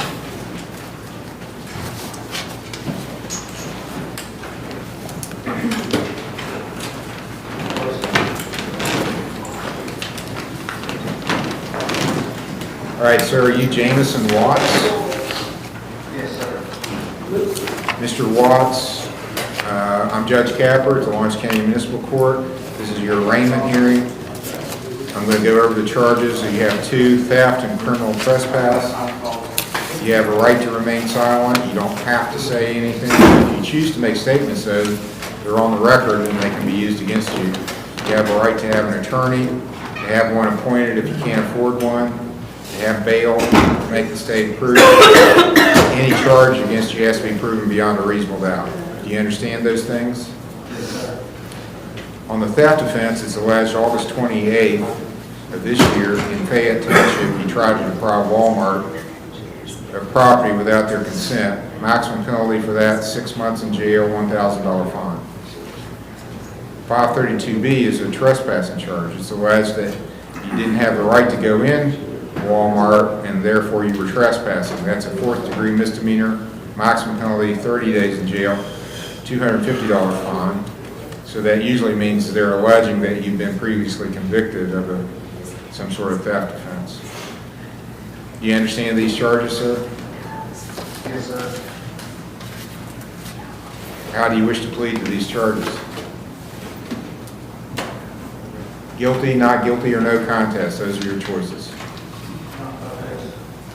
No contest means you don't want to fight the charge. You're agreeing you can be found guilty without a trial and a lawyer representing you. If I look at what evidence the state says it has against you and say that at least meets the legal standard for conviction. So it's going to result in a guilty finding most of the time. So is that what you want to do? I guess so. Well, you got to be sure. If you're not sure, you should enter a not guilty plea. Not guilty. Do you want to be considered for a court-appointed lawyer? Yes, sir. Do you have a job? Not like I was Social Security. I'll appoint Mr. Morford to represent you. He's here and has been in the courtroom the whole time, so he's listened to what's happening.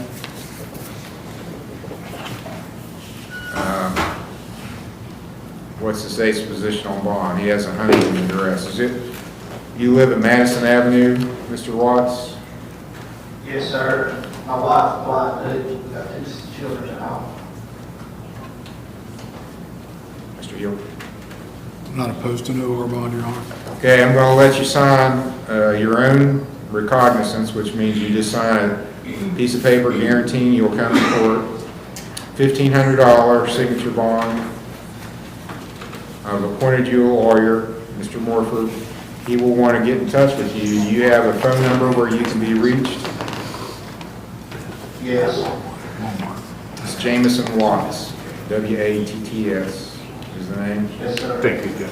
What's your phone number, sir? Mr. Morford's writing it down. 304-942-1256. That's my oldest daughter's phone number. What's What will the last 4? 1256. 13, 1256. 12, 56. 56. Thank you, Judge. And that's not his number. Whose number is that? Daughter. My daughter's Tiffany Tiffany Watts? Tiffany Copley. Copley, okay. She's able to reach you quickly? Yes. Okay.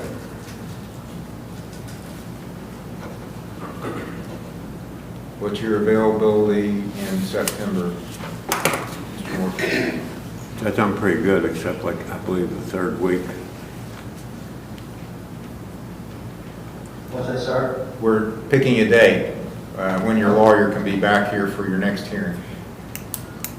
Your Honor, that case showed that it had a warrant on it, because it's not showing up on mine. Because if not, maybe it has a warrant somewhere else. I don't know, do you have a warrant from any other court that you know of, Mr. Watts? No, I don't. I'm not showing anything else. What date are you thinking, Judge? 22nd. I'm here then. Okay, Mr. Watts, do you know where the court is in Chesapeake? Yes, sir. Okay, you have to be here September 22nd at 10 a.m. If you don't show up, you get a warrant. Okay. September 22nd, 10 o'clock. Okay, sir. You'll get out of jail today unless you have a warrant from another court that I don't know about. I don't. Okay. Thank you. State of Ohio recalls Mary Johnson at the Lawrence County Jail, case number CRB 23-526. You're welcome. And April White is on day.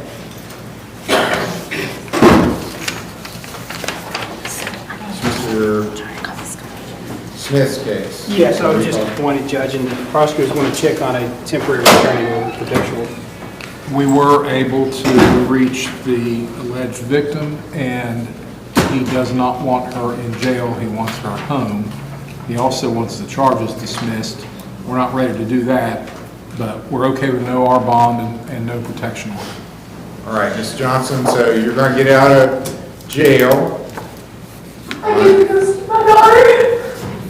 Yes? Oh, yes, thank you so much. Oh, thank you. You're going to, so here's what's going to happen. You're signing a piece of paper that's a promise that you'll come to court as ordered. So it's called a own recognizance. You're guaranteeing your own appearance. So you just sign that, and then you come to court on the date that we pick, and you don't have to post any money. If you don't show up, you will get a warrant issued for your arrest, and when you're arrested, you have to pay the $1,000 as a penalty. What's the state, or what's a good date for you, Mr. Smith? Judge, I'm here the 15th, 18th, 22nd, or 29th. Let's do the 18th. Yes, sir. For pretrial. Okay, September the 18th. So, yeah, not this coming, well, 2 weeks from this coming Monday. September the 18th, you got to be in court. And nobody's going to call you or send you a notice. This is your only notice that you have to be in court. September the 18th. Did you get a phone number? I did, Judge, and I will call you, Mary, at the phone number you gave me earlier, and we'll discuss it before the 18th. And I'll see you here. Try to get a little bit before 10 o'clock that morning, okay? I'll call you. All right, September the 18th is your next hearing, 10 o'clock. All right, I'll write that down. Sir? I'm getting placed. I better write that down soon. I have a very crappy memory and stuff like that. Thank you.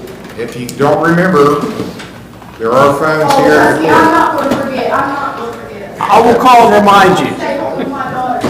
Okay. I'm going to prevent things. I want to be there with my daughter. State of Ohio versus April D. White at the Lawrence County Jail, case number CRB 2099. And Tad Johnson is on deck. April White is Mr. Morford's case. Were you able to talk with her?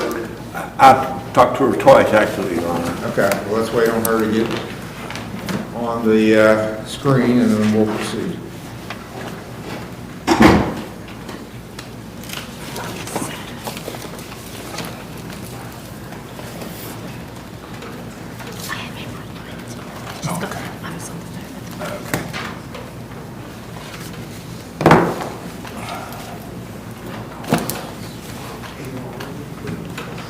Okay, we've got someone we can call here. We'll do while we're waiting on getting this person back on the screen.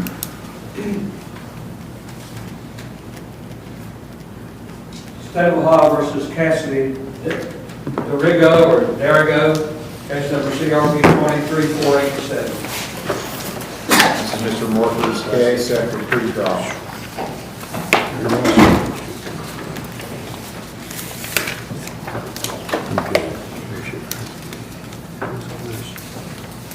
This is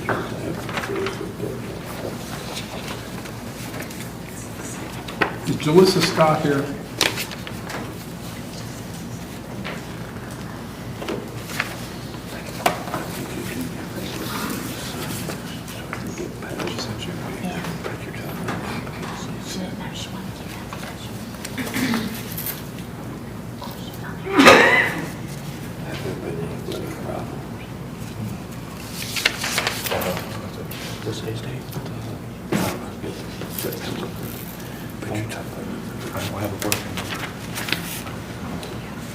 What can we do today on this pre-trial?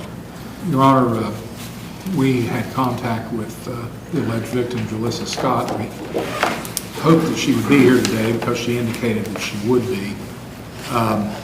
There is a protection order in place, and because just 2 days ago she said she would be here and she's not here, we're not willing to, at this time, request that the TPO be dismissed. However, she also indicated that she would be agreeable for Mr. Darigo, or is it Darigo? Is that how you pronounce it? Dorigo, to do some anger management counseling. If he would be willing to do that, we would extend the case out and look at perhaps a dismissal later on down the road if there weren't any further problems and everything else worked out in a positive way. As long as we can change the perhaps to it will be dismissed if I follow the anger management. I don't want it to be a maybe. Well, there's no further. And the reason I said that way was because we expected her to be here today and she's not here. So it would be easier to say with definite. I can definitely go through anger management if it's a definite that it will be dismissed. I just didn't want it to be, I will go to anger management and it not be dismissed after. You know what I mean? That's the only. Well, that's always subject to, if there's other events that occur, if there's additional problems, then there's no guarantee. I would say if you complete your counseling and there's no further problems, then I would think there's pretty much a guarantee it's going to be dismissed. Yeah, and I did not mean it to sound arbitrary, like we would pull the rug out from under him. The only caution I have is because she isn't here today. Although day before yesterday, she was in favor of a 90-day continuance with anger management. So I guess if she showed up at a later date and said, here's why I wasn't here today, it was because of him, or something like that. And I'm not saying that's going to happen, but if there was some legitimate reason why we needed to change course. Otherwise, we will agree that if he does anger management counseling, does it successfully and no further problems, we would agree at the end of that to a dismissal with the payment of court costs. And if she wants the protection order dropped, then we'll need to have her come in, or I think that's the normal procedure. So, Mr. Moore. My client is agreeable, Your Honor. All right. Mr. Dorigo, then we need to figure out how to get you the counseling. How do you pay for medical services, sir?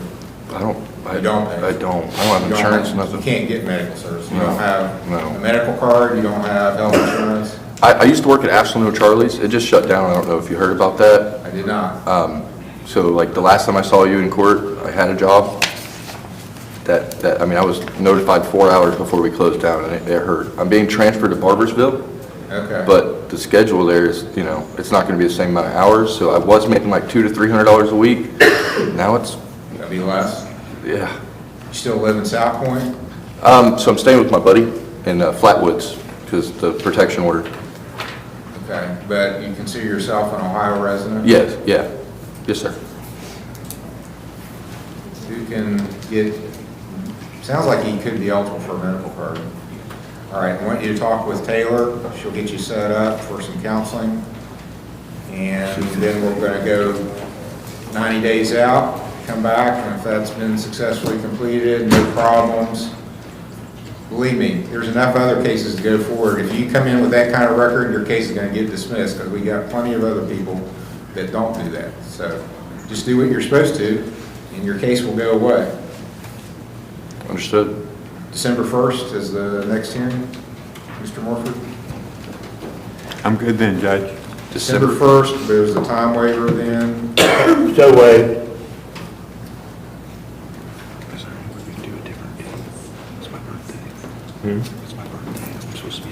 Is this with or without costs? With, Your Honor. With costs and anger management. Judge? Yes. Could we ask for a different date? That's his birthday and he's scheduled to be out of town. Okay, when will you be back? I'll be back the 2nd, so you could do that. I don't know if that's a Monday. December 4th. Sounds It's great. Monday after. December 4th, 10 o'clock. Okay, we got April Watts on the screen now. Good to go. I'm sorry, April White. April White on the screen. Mr. Morford's case, case number 2099. And you indicated you had a chance to talk with her. Twice, Your Honor. So how do you want to proceed, Mr. Morford?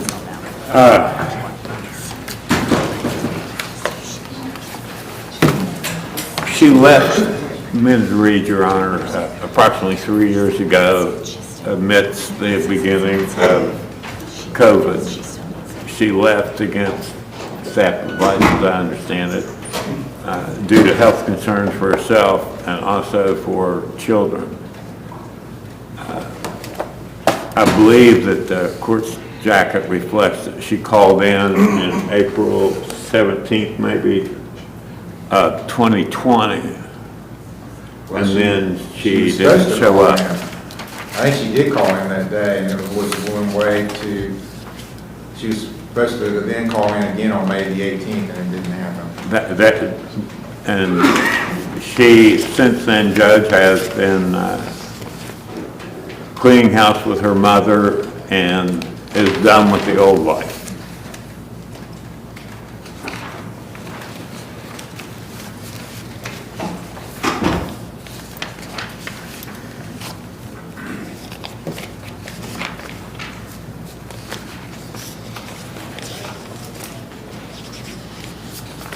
She's a Huntington resident currently, Your Honor. Okay. Can she post a bond? She doesn't have any money. As a matter of fact, she lost her cell phone, Your Honor. I don't even have a telephone number I can get a hold of her.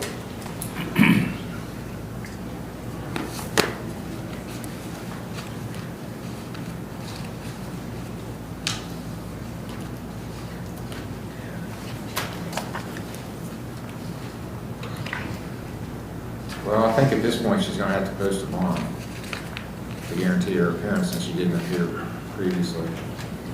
And Your Honor, we'd like for the court to consider something else too, and that is, we spoke with Isaiah White, and he is April White's son, and he says he hasn't had much to do with his mom since this happened, and that he feels that she still needs the treatment that she was supposed to get before.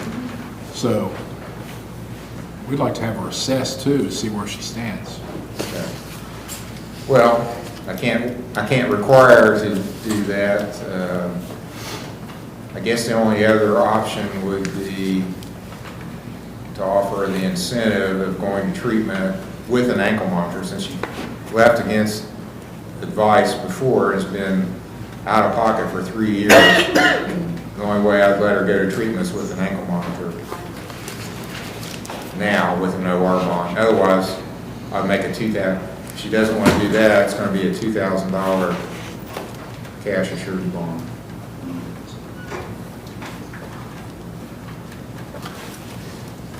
Ms. White, do you understand what the options are that you have?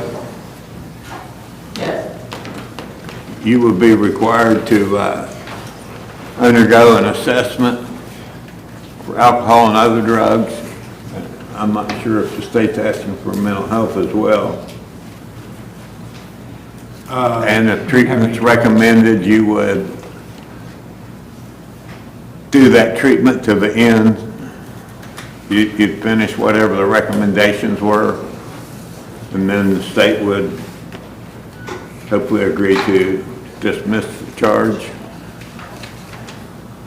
But you have to comply with the court's orders first and foremost. I need you to understand that. And then Judge Capper would like a decision as to, are you able to make a decision now as what you want to do as far as bond? Do you want to go the treatment route?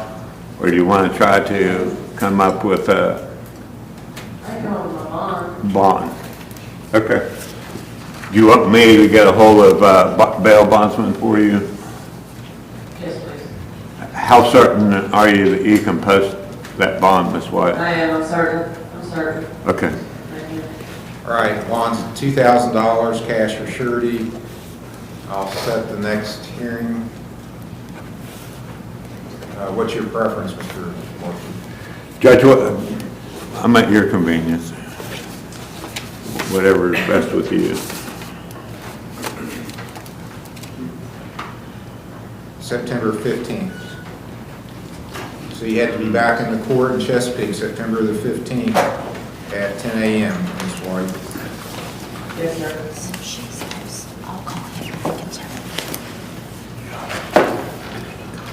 State of Ohio versus Ted Johnson at Lawrence County Jail, case number CRP 16684. Derek Blankenship is on deck. It's Mr. Steyer's case. Want to recall? I assume you've had a chance to talk. I have, Your Honor. I spoke to Mr. Johnson. He gave me the number. He is in jail right now in addition to this charge on a... Is the right gentleman? Mr. Johnson? Yes, sir. Okay. Yeah, okay. I'm sorry. He is in jail right now, both on this charge and on an adult parole authority holder. I'm in jail. I went to see my parole officer, and my parole officer sent me to jail. As far as this disorderly conduct goes, all you're supposed to call and come into your court, Mr. Capper. I just got out of prison on the court, and you get stuck around. My mom's sick, we just got a house. I had a lot of stuff going on, you know what I mean? So that's, he never told me I'm in jail for disorderly conduct. That was never said. Okay, I called your parole officer who he informed me that you are in jail on his holder. I don't know, I didn't talk to him about the details of the alleged violation, but I said to him that this case, which is a 2016 conviction, or 2016 case at any rate, predates... Sir, be quiet, let your lawyer talk. Predates the matter that he's on parole for. So the parole officer agrees that this matter has nothing to do with that. So what happens on this is not going to impact that. However, he doesn't know, due to the nature of his supervision, he doesn't know when or if a hearing on whatever APA holder is going to be filed. This matter is, I believe, an M4 disorderly conduct.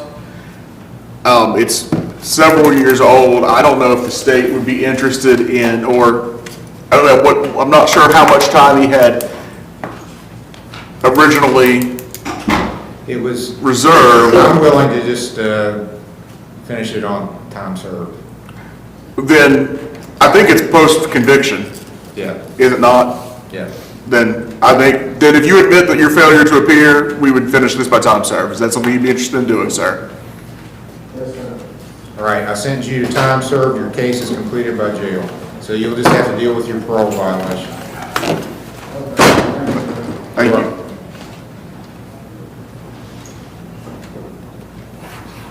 State of Ohio versus Derek Blankenship, or recall at the Lawrence County Jail, case number CRB 22701. Justin Holland is on deck.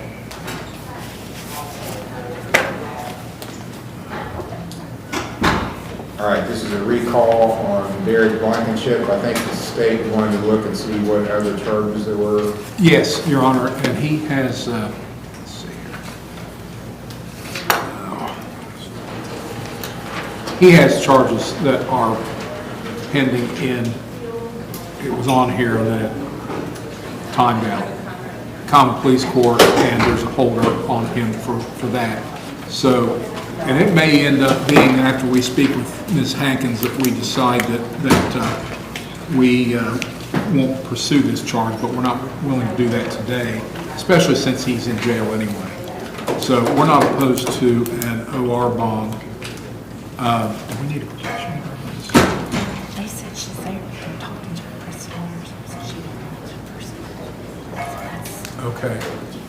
We have text messages from Mr. DeLauder, who's speaking with Ms. Hankins right now, and he's indicated to us that she says she doesn't want a protection order. So, okay. And this is somewhat old, so we'll be okay. We'll agree to that. All right, so Mr. Blankenship, I'm making your bond for this a signature bond of $1,000.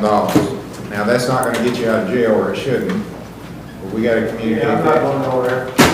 We got to communicate that to jail so they understand that we're making a signature bond only on this charge. He has charges in common pleas, and this does not affect that. So, making sure that's made I put clear. that on the other one, do that again.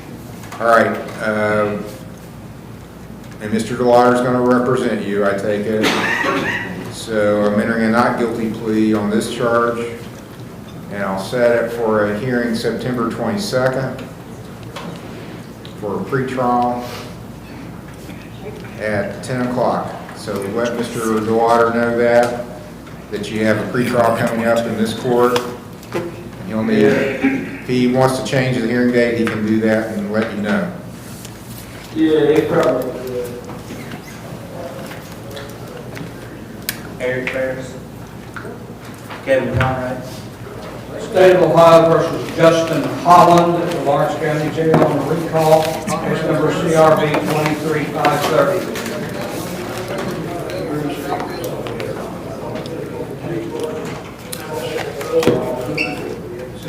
Okay, do we have a urine screening result for Mr. Holland?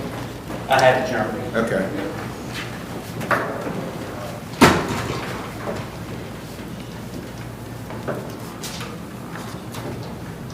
Okay.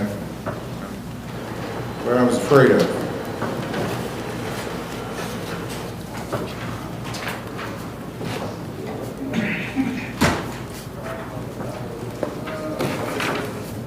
All right, Mr. Holland, you tested positive for fentanyl and methamphetamine. Those are things that are really very prominent in our community right now and dangerous, especially fentanyl. It's extremely dangerous. Have you ever been to treatment before? No. Do you have a West Virginia medical card? I ain't sure that I do not. Do you ever go get medical services? I don't know if I need it. Well, that's the only time I expect you to go get it, but how do you pay for it? Do you have are you on Medicaid in West Virginia? I think so. I ain't sure. Okay. I've been doctor now for how long? Well, this fentanyl that you tested for is very dangerous. It's killing a lot of people. Over 100,000 people in the United States last year died of overdoses, and about probably more than 80,000 of the over 100,000 were for fentanyl. So, and you don't know when you're getting it. I mean, you may know you're getting it, but you can get it even when you don't think you're getting it. You think you're getting methamphetamine, and it's got fentanyl in it. I didn't know that. Yeah. Well, let's let you know this too. Anything out there off the street could have fentanyl in it. Even if somebody says, well, here's an OxyContin, take this. I got it from my grandma. Well, if you didn't see it come from the pharmacy, it could be a fake OxyContin, and it could be just pressed fentanyl. And people are dying from that. So, It's serious business. So I'm going to sentence you and order you to go get treatment. Okay. So you're in the west end of Huntington, right? Yeah.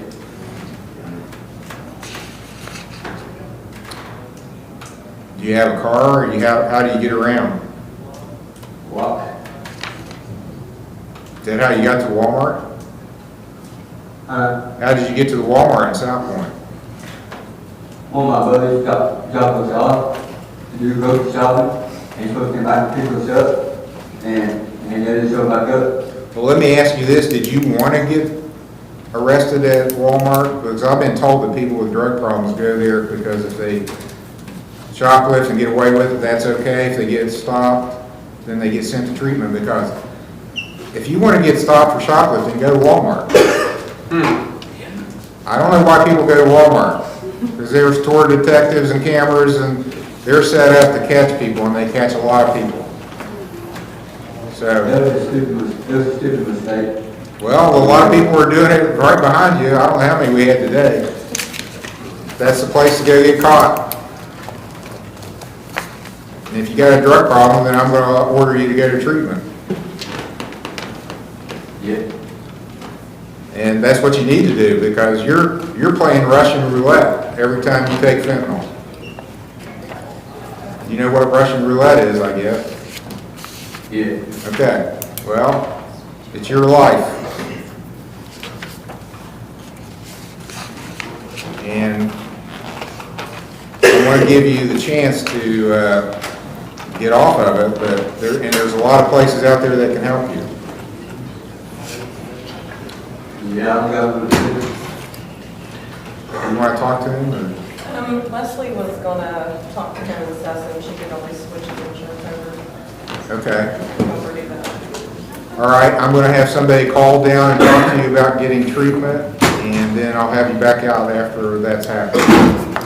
Okay, so I'll see you again here after a while. So somebody's going to call and talk to you about getting treatment.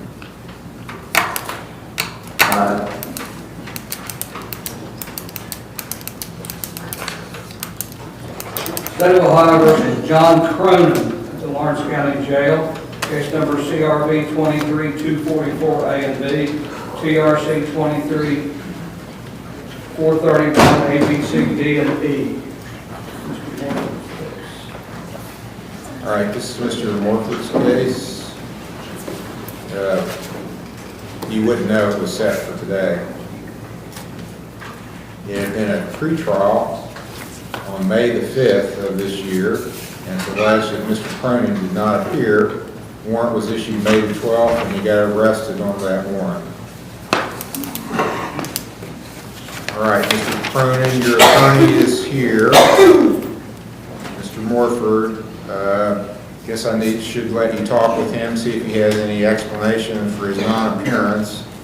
That he's got an unauthorized use of a motor vehicle, possession of drug paraphernalia, and I believe there's an OVI here too. Yeah, there's an OVI. First offense with a urine screen, which we should have the urine result back now. What's his name, Your Honor? His name is John Cronin, C-R-O-N-I-N. Is this one that was not originally on the docket? Well, because he failed to appear in the past for a pretrial. So we need to get that file out. Okay, so let the prosecutor get their file, let Mr. Morford call down, talk to Mr. Cronin, then we'll have you back, Mr. Cronin, on the screen after you talk to your lawyer, and here's the court's file. Jailer will be recalling Derek Blankenship and Mr. Cronin a little bit later in the docket. Ask him to put Cronin over by himself. You can hold Mr. Cronin out so Mr. Morford can call him. Mr. Morford has some notifications. We're getting ready to call.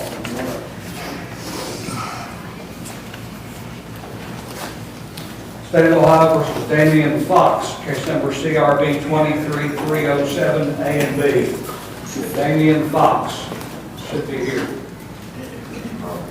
He already has a bond revocation because he left Cardinal Health. He was at Cardinal on inpatient, was doing really well, and I made a mistake of taking the ankle monitor off.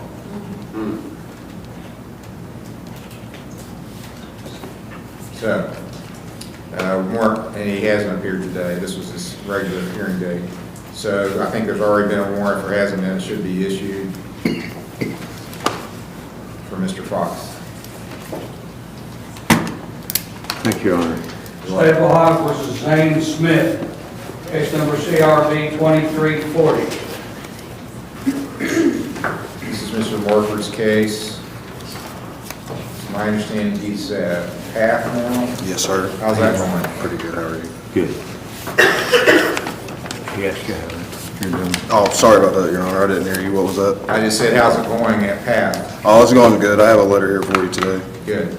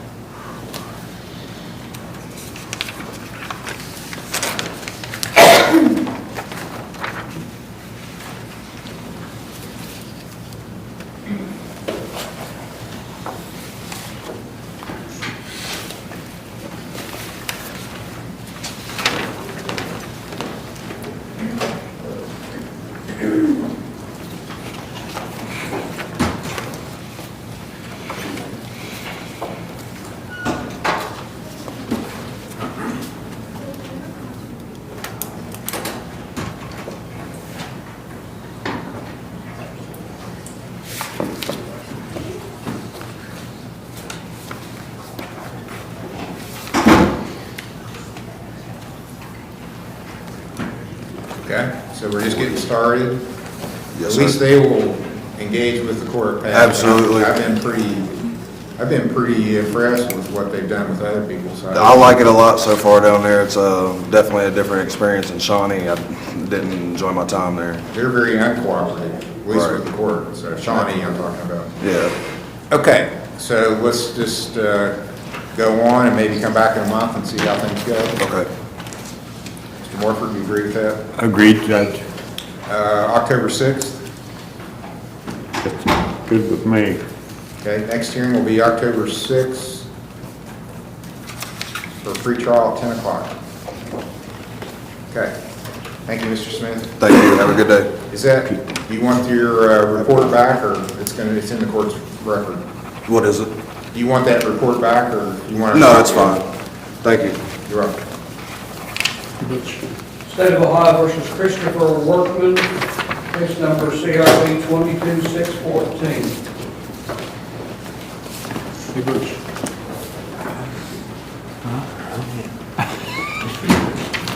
And Mr. Workman, do you have an attorney today? I believe there was one appointed. I got a letter in the mail. Did? I didn't bring it with me. Yeah, I believe there was one in the mail saying one was appointed.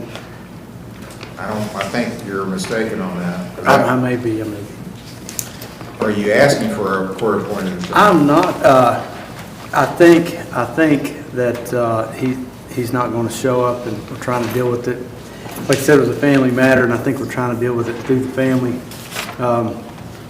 So I'm hoping. George Yates was the party. Is that a relative of yours? My stepdad. Okay. What's the state's position on this? Well, we spoke with him, and he didn't have any medical treatment, which is a good thing. His position is that, first of all, he wants a conviction and a no-contact order, but he's okay with a suspended jail sentence. So that's what our position would be. Okay. Are you in agreement with that, or you want to dispute it? No, sir, I don't. I've got I work through a hiring hall, Boilermakers. We're scheduled to go to work on the 9th, around the 9th. John Amos and the Mitchell plant up the northern panhandle.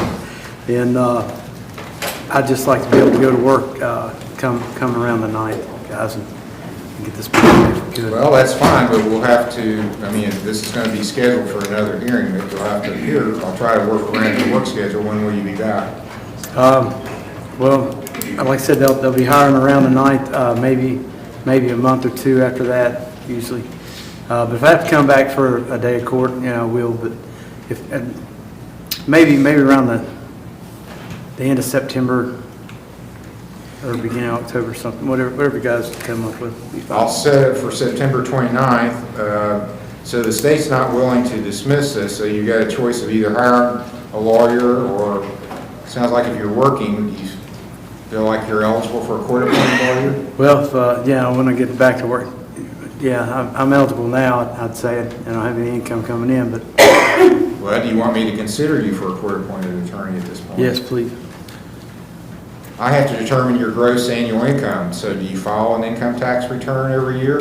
Yeah, but I'm not employed right now. I think last year... Well, I understand that, but, if you're making $100,000 a year, and you're just not employed now, then you're still not eligible for court-appointed attorney.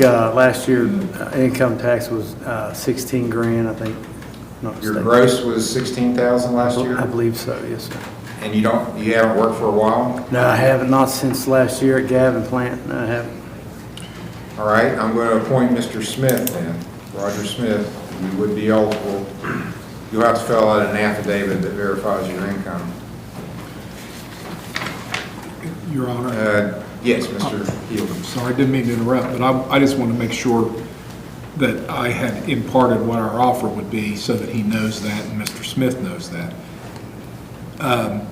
We would be, if he pled guilty, be asking for a 10-day jail sentence, suspended, and a no contact order for him to stay away from Mr. Yates. And we wouldn't take any position on any other sanctions, fines, or community service or anything like that. How long would that be? And I don't, Sir, it's probably best you discuss this off the record, because anything you say here can be used against you. What you tell your lawyer off the record can't be used against you. Sorry, guys. So, I've already, according to his work schedule, the 29th of September would be good. Is that a date you can be here, Mr. Smith?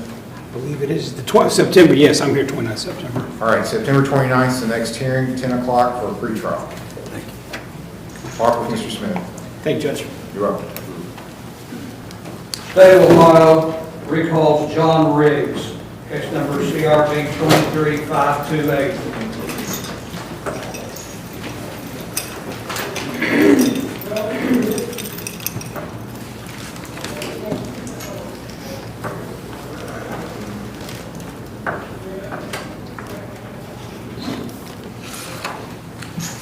Okay, it's a pretty bad screen, Mr. Riggs. Yeah, I need some help. I'm on He's a Kentucky, you're a Kentucky resident, right? Your Honor, I've given him Mr. Brown's card, and he's going to contact Mr. Brown to set up an assessment. Okay. I go to a Suboxone clinic. I get prescribed Suboxone, but Well, that's not going to help with all the other stuff you're taking. I think it's, yeah, I need some help. Well, the place that we do a lot of work with for Kentucky residents is called ARC, Addiction Recovery Care. And a lot of times they have a representative here, but today they don't. Jeremy Brown is usually here. I think you've got his contact information, so I'm going to order that you get in touch with him. Okay. I'm going to go ahead and sentence you, and I'm going to make that, well, you know what, I'm not going to sentence you because you got a bond up. Yeah. So if I sentence you, that terminates your bond. So here's what I'm going to do. I'm going to delay sentencing. I'm going to let you go ahead and get in contact with Mr. Brown and get something set up on treatment. And then I want to have you come back and I want to see what you're doing on treatment. Yes, sir. Yes, sir. And it says on here you got a good job. Where do you work? I work for Haverhill Windows in Franklin Furnace, and I've been there since December, and I make good $22 an hour. And that's good. Yeah, good job. And I was going to tell you, my wife went through ARC. We have a child, a 30-month-old daughter, And she went through the nursing, she went through, when she had the baby, she's clean now. She's been clean for 4 years altogether, Okay. so she knows about art too, so she's. Well, I'm sending you a place you're familiar with, and you've got this baby now, and you've got a lot of reasons to get clean. Right. So I'm kind of surprised, you did not test positive for fentanyl, but you tested for a lot of other stuff. And the problem is, I've said here before, you get any of this stuff off the street, with some of this is street drugs you're obviously getting. I'm kind of surprised there's no fentanyl in it, because they're putting fentanyl in everything now. So, and that's deadly stuff. Yes, sir. So you got to get clean, get off, you know, you've got a lot of reasons. You got a good job, you got a baby, you got a wife, and you using is going to affect that baby, and it's going to affect your wife. You're going to make it harder for her to stay clean if you're using. You need to be both on the same page as far as getting in recovery and staying there. So you need to work on that together. Yes, sir. You need to be supporting her in her sobriety, and you got to get clean. Yes, sir. So I'm going to give you a couple weeks to go get with Art and come back, and then I'm going to sentence you. And the thing is, the reason I'm not sentencing you now is because you got a bond up. So if you don't show up, I'm going to tell the bail bondsman he'll have to go fetch you. I'll show up for sure. Okay. So let's make it then the 15th. September 15th for sentencing. And I'm going to send a copy of your screen to Jeremy, so he'll have that. Now, you got to be honest when you go in there and tell them all, because I have people who say, well, I don't really know why I'm here, the judge just sent me here. You need to be honest about what's going on. Yes, sir. Thank you. Be back here on the 15th, and we'll, you know, I want to see you get clean. I want to, you know, the better you do, the better I'll do on the sentence. But Yes, the sir. main goal is get you clean. Yes, sir. Okay? All right. 15th at 10 o'clock Okay. is your next hearing. I Your just- bonds continue as posted. I just let Mr. Sowers know that I come back the 15th. Just let Mr. You don't have to let him know, because what'll happen, he doesn't care as long as you show up. Okay. But if you don't show up, I text him a copy of the bond, and he knows you didn't show up, and he'll start looking for you. So Okay. as long as you show up, you'll be fine. Just show up when you're supposed to. Okay. And get in touch with Mr. Brown right away. Don't wait until the 14th of September to contact him. I want you to do it today. I'll do it today. Okay? Thank you. You're welcome.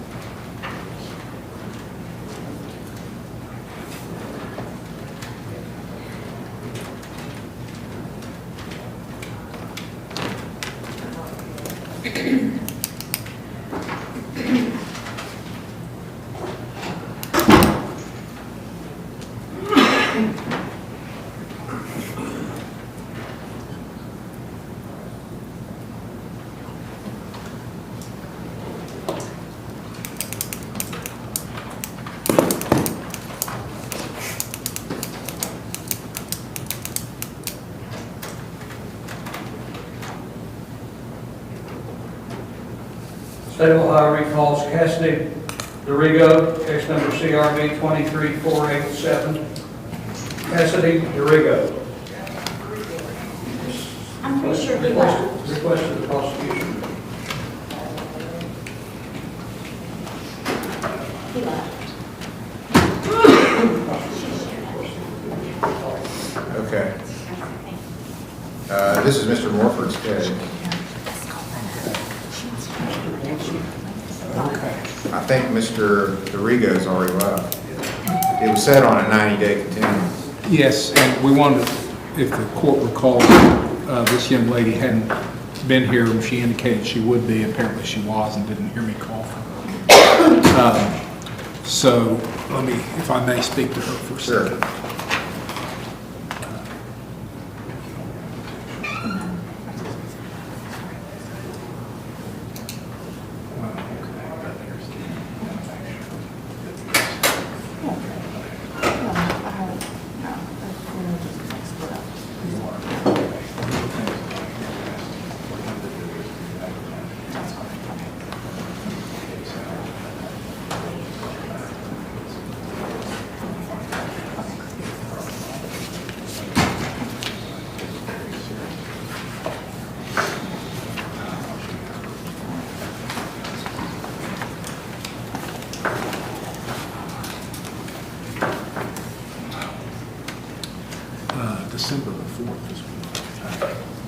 And now, you've spoken with Jasmine. Okay.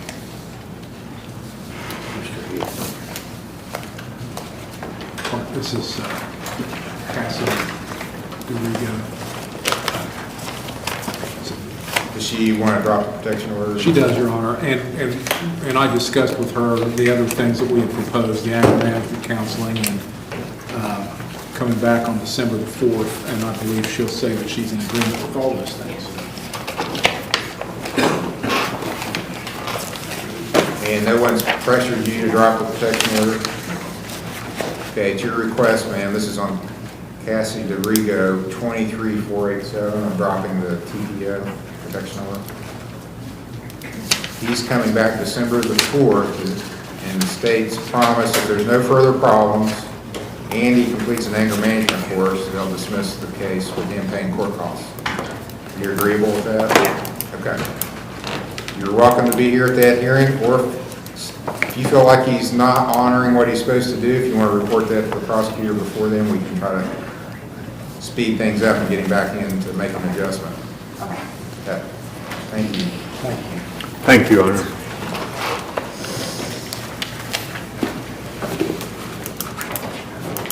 State of Ohio recalls Corey Cordell, case number TRC 23906, A, B, and C. Okay, this was on a plea, and I asked for a urine screen before I did the sentencing. Have you seen the results? I have not, Judge, but I do, if I may approach, you have the proof of insurance that he was Okay. asked to go give from his car.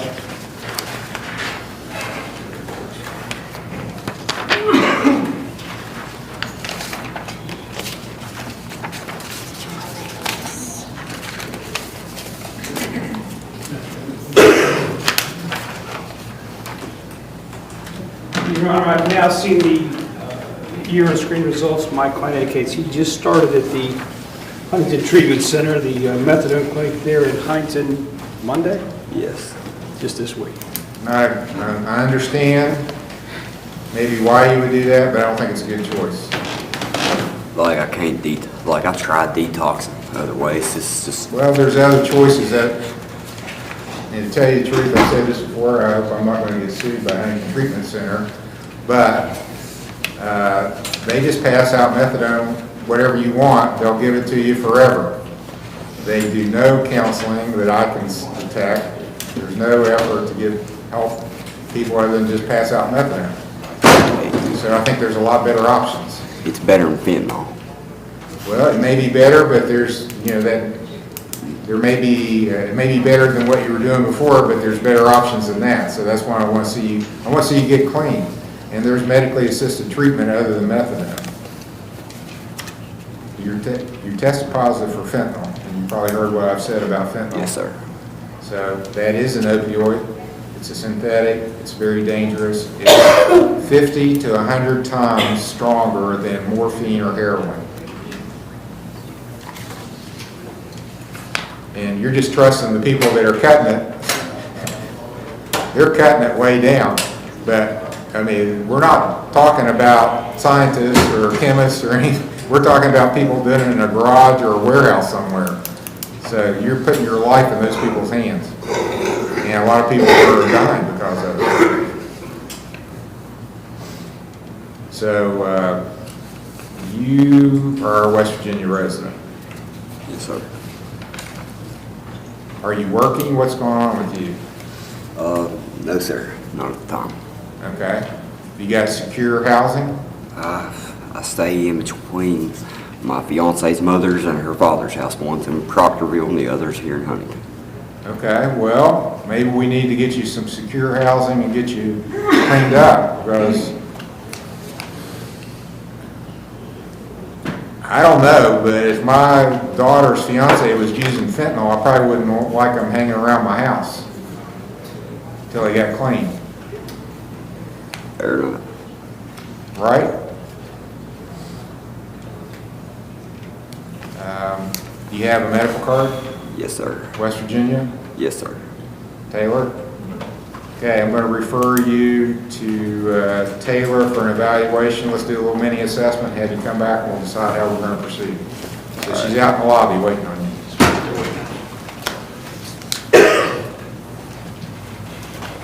State of Ohio recalls Edward McCoy, case number CRB 2328, A, B, and C.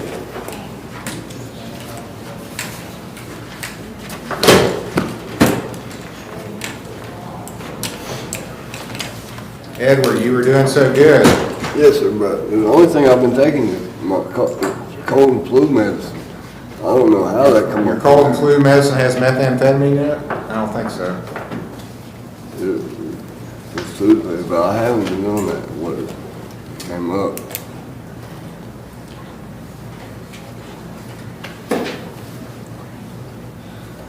He said something about the Sudafed that showed up like that. I don't know. Okay, I'm ordering you back to RRG. I sent a copy of your screen to Mr. Webb at RRG. Nick. Yeah, Nick. He's my recovery coach. So Yeah, so he knows. You want me to go I'm down going there? to tell him that you're coming back, and you need, obviously you need some help.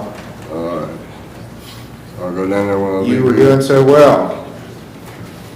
I want you to go back and see them, and let's figure out, I want to have you back in a week. All right. So you go see Nick and come back. I'm going to tell him you're ordered back here next Friday, September the 8th. Next Friday. At 9 o'clock. All right. Okay, go see, contact him today. I've just sent him the screen. He's going to know about it. You got his contact information? All right. Yeah, he's my recovery coach. I got Okay, everything. so you know how to get in touch with him. He's not going to be shocked because he's already seen it. Okay. Thank you. Okay, see you in a week.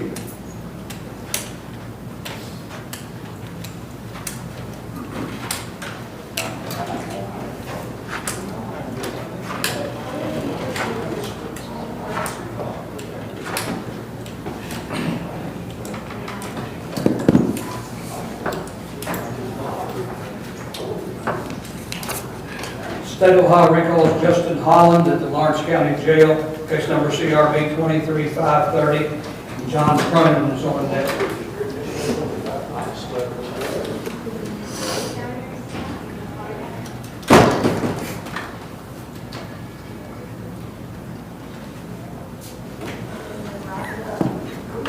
All right, Justin Holland.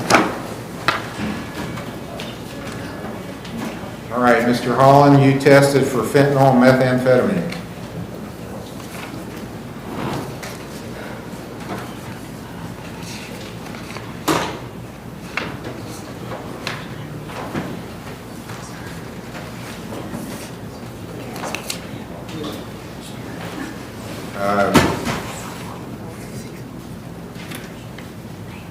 Do you have a medical card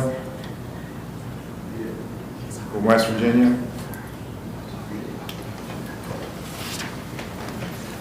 Leslie did pre-assess them. She's in the back right now. Oh, okay. So you did talk to somebody for treatment. Yes, she said that he's going to need residential and she can pick him up from the jail today. All right. You willing to go do residential treatment? Okay. Sorry. All right. Here's what I'm going to do. I'm going to sentence you. I'm going to give you a suspended sentence as long as you do your treatment. That's going to be the main thing. What's the name of her facility? I'm sorry. It's Shawnee. Shawnee.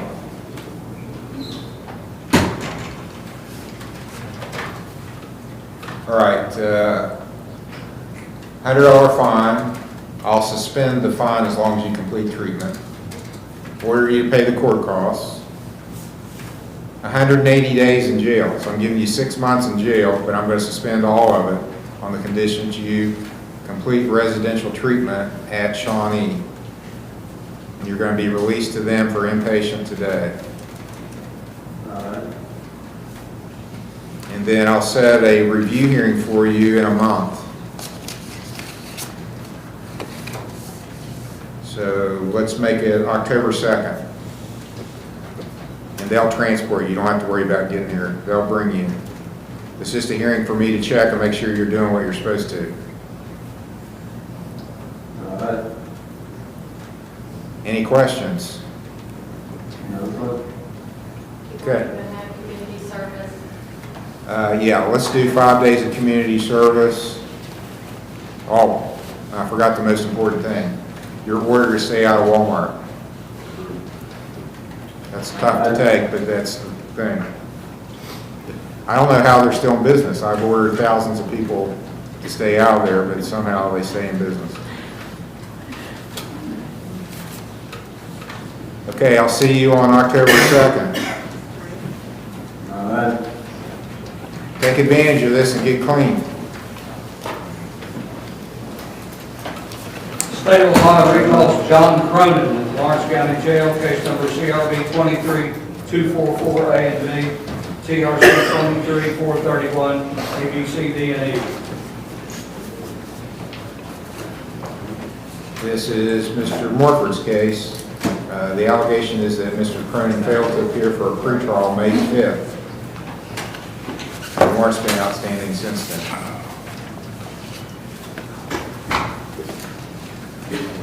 Judge, I just learned this morning, or would have tried to obtain some medical records or proof for you.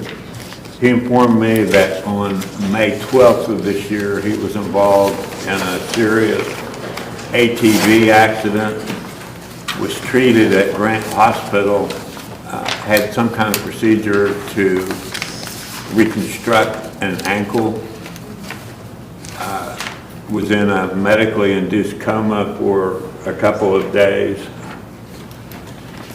I was just informed of this. I don't have a medical release, but that's where he says he was in May.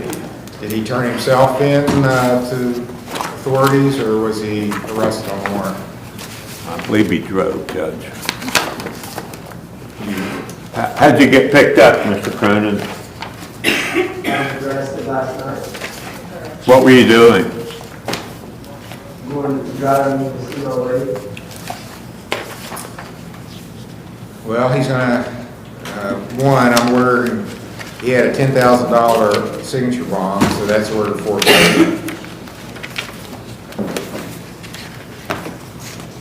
and set a new bond of $2,000 cash assured. So I'm gonna guess he's probably not getting out of jail. When do you want to come back for the next hearing? Soon. I don't think I'm the same opinion of you guys as his ability. Next week, September the 8th. That's fine with me, Your Honor. Mr. Cronin, do you think that you can post that bond? Well, he's got to pay $10,000 first. Well, see, he's owes. We'll see you Friday, Judge. $10,200 probably. You don't have a nice nest egg laying around, do you? So his new bond here is 2,000? $2,000, but he's got to pay the old bond of $10,000. That's forfeit. So September the 8th is the next hearing, pre-trial. I think this was, so to be ready for next Friday, I'd like the state to get this urine, should have the urine's results by now. I would say we do. And I've asked Mr. McClellan in our office to check into that for us. Okay, next hearing, September the 8th. Thank you, Your Honor. You're welcome. Okay, that finally finishes this up at the jail. Okay. State of Ohio versus Travis L. Shalyers, case number CRA 22791, CRA 22418, CRB 22420.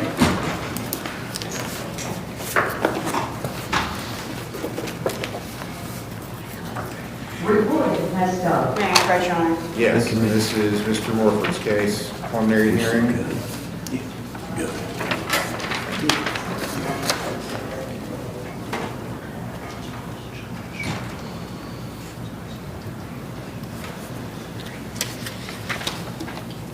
Just Okay, good report with stuff still being worked on. That's the way I take it.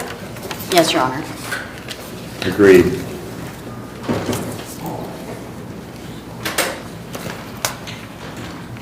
Are you working now, Mr. Sayers? Not yet. I've got to wait till my 126. Day 126. Day 126. Which, you know when that is? He was a complete restart. The second go around was 6/9, so we're looking at about 2 more months. Okay. Let's come back then, maybe mid-October. Okay. What's your schedule then, Mr. Morford? Judge, I don't have any trials scheduled so far then. Okay.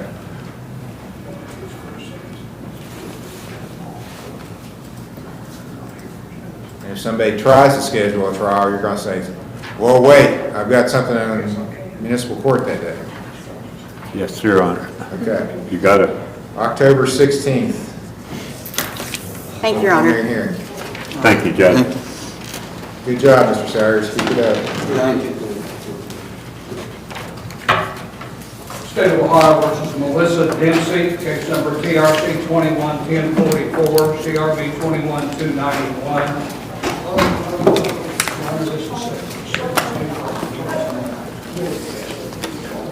Okay.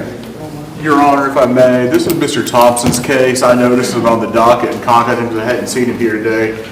He wasn't aware that it was set today, and I think I overheard Ms. Dempsey state that he wasn't here the last time it was on, so I'm betting that what happened is it was set today, and he just didn't hear that it had been reset. He asked me to stand in for him this morning. I'm not familiar with the case. He's going to be here on Monday. Could you be back Monday? I just started a new job. I'm already late for work now, and I don't know if I Has she done anything on her? Your Honor, I have a note that on 7/28, she was ordered to do some community service before her next hearing, and she's not showed up. Yes, he said I could do it in Ironton. I did go to Ironton. I actually had to weed eat with the guys there. At the Iron Municipal Court? Yes, I did. Check on that. I do not have that. I can check into it. What, do you know what your schedule is going to be, or you work? Yeah, that's what I was looking, my boss in it, and I think it only goes this Monday, though. Actually, it only goes this Saturday. Okay. But I mean, I could ask to be off Well, Monday. he's going to be here Monday. I don't know if that's even convenient for the court, but, well, actually, it will be Tuesday next week because I forgot about the holiday. And when I spoke to Mr. Thompson, he said Monday, so I assume that means he's already on the docket for Tuesday. If not, why don't we go to the 11th? if you could set a date, I can just communicate it to him, and he can, if that's going to be an issue, he can take further steps. I'll set it for September the 11th at 10 o'clock for sentencing. Thank you, Your Honor. You're welcome. You'll let Mr. Thompson know. I will. All right, thank you. Thank you. State of Ohio versus Daniel L. Cox, case number TRA 23-495, CRC 23-1103. Mr. Roger Smith's case.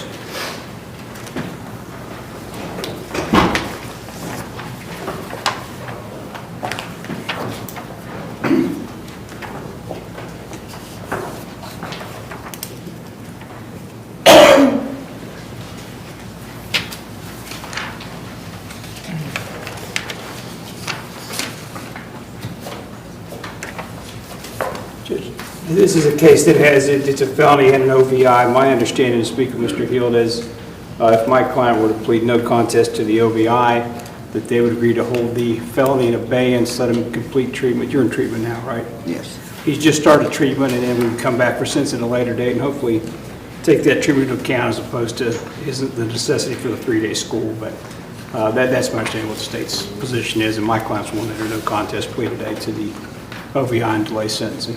Is there a stipulation to finding him guilty? Oh, yes, Judge, yeah, we'll stipulate to find him guilty, yes, sir. All right, I'll accept that plea if Mr. Cox agrees with it. Do you agree with that plea? Yes, sir. I'm going to delay sentencing. Where are you getting treatment, sir? PROACT. Okay. I don't suppose you got a report. No, I just signed a release yesterday. I'm going to need a report they've gotten to be a little difficult to get reports out of, so I'd like to have a report the next time you come back. Can I bring it? Yeah, you can bring it, or they can fax it in, or however. I just need something official looking on a letterhead from, tell me what you're doing, or not doing. Either way. September 29th, I think you're already here. I'm here, Judge. Because we're just getting started, I'm going to set it for fairly quickly. September 29th will be the next hearing. I'll be looking for a report from ProAct. And Your Honor, I do have a... That'll be a sentencing hearing. Okay. I do have proposed entry for driving privileges, limited driving privileges, if I may approach. Okay. I do not. As indicated on the ticket, he did not share financial responsibility, so this is not going to be effective unless he shares it. Yeah, I'm not going to sign until he brings it. The file, thank you. Bring it in, then he can sign. Make sure you bring it to the court. Okay, September 29th is the next hearing. So I also had a review hearing today. Oh, that I don't know about. Okay, was it called earlier, or Daniel Cox, right? I never heard it. No, I don't have it. It wasn't on the list. Let's look under his name and see. Sometimes cases get missed.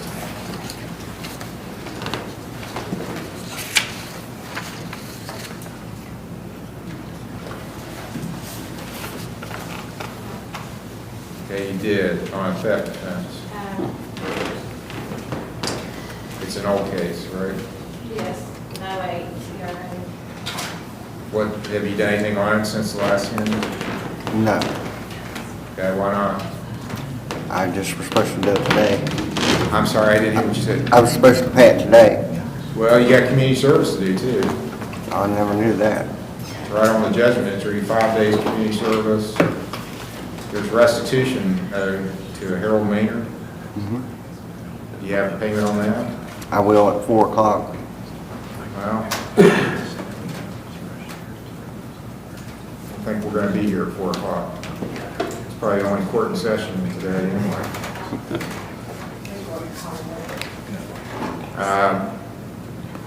Okay, I'm going to continue that to Monday. Bring it in Monday. Your review hearing is continued, well, not Monday, Tuesday, because Monday's a holiday. So September the 5th, 9 o'clock on that. Set it for, put it on the docket then for reviews. Tuesday, September 5th, 9 o'clock. You can pay them. And I have them go on that file. Put it on for Tuesday. Okay. Okay, that's all. State of Ohio versus James C. Thompson, case number CRA 23306, A and B.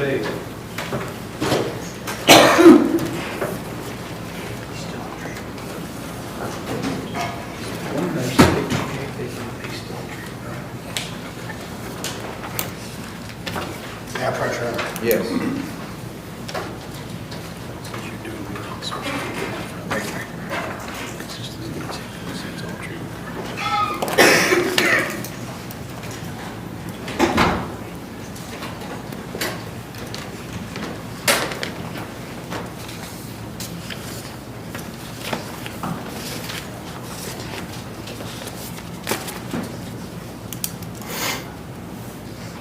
Well, I'd say it's a really good report.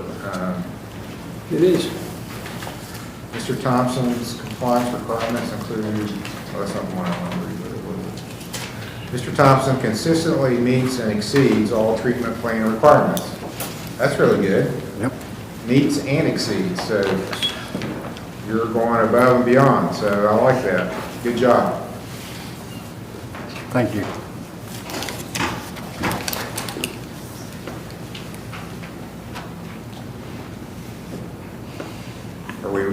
Do we still continue, or what's the state's position on it? Well, Your Honor, and I reminded Mr. Smith of this before the hearing, that because these are felony charges, we weren't willing to just dismiss them outright. At whatever point it's determined that it's the appropriate thing to do, we would amend the charges to misdemeanors if he were to plead guilty to them, and we would recommend, if he were to do that, a suspended jail sentence, a substantial suspended jail sentence as a convincer to make sure he finishes his treatment. and finish his treatment. That would be our offer, and I don't know if today's the day to do that or not. Well, the report is good, Judge. I think you want to do that today? Yeah. We have no hesitation. If they want to amend it, they do misdemeanor, because that was the end goal anyway. With suspended jail time, he would do that, and he intends to fully complete treatment. And maybe even delay sentencing on the misdemeanors. We got 2 of them. We wanted to succeed, and we wanted to be reminded that what the consequences might be if he would not succeed. Well, and this involved your 2 kids, right? So Yeah, they got to be happy with what you're doing. yeah, they are. I got 109 days under my belt without drinking. Okay, very good.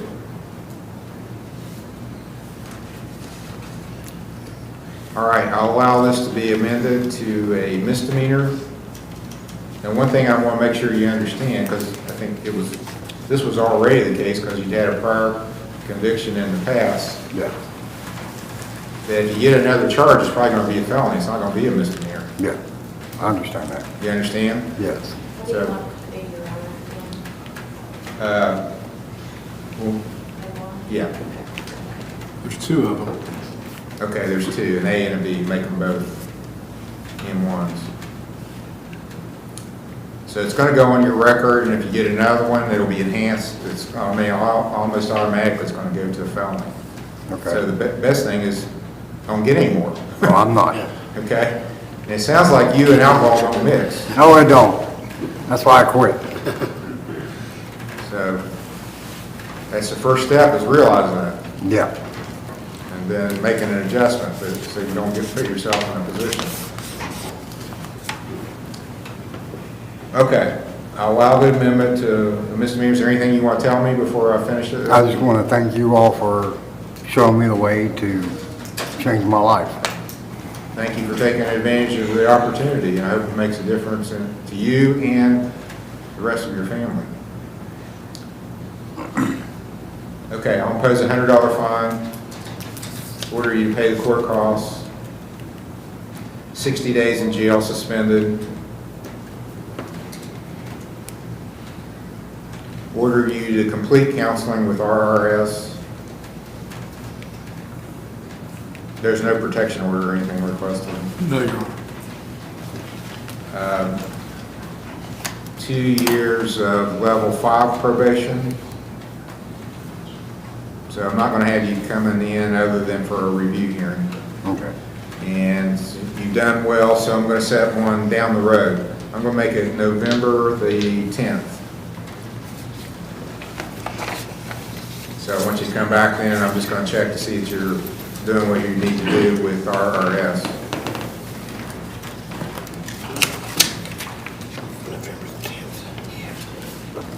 And that will be a review at 9 o'clock.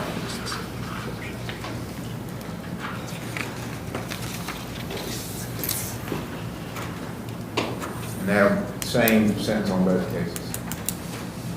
Go check in with Mr. Cooper for probation, and then you're free to go. Any questions, sir? No. Good job. Now you got 2 of them. Thank you, Judge. Thank you. State of Ohio versus William E. Smith Jr., case number CRA 23327, A and B. Mr. Stiers, yes.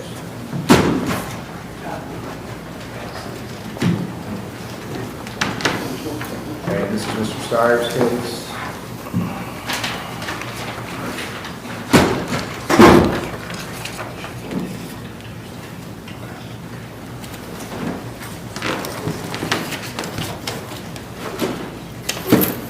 Okay.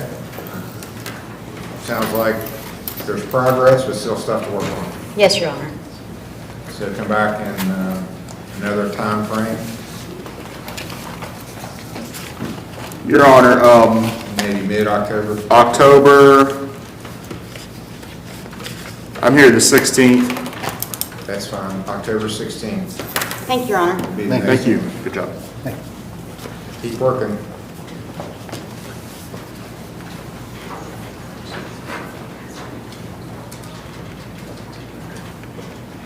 State of Ohio versus Devin Stapleton, case number CRB 23494A and B and CRA 23491. Mr. Steyer's case? Your Honor, we might want to approach on this one. Yes.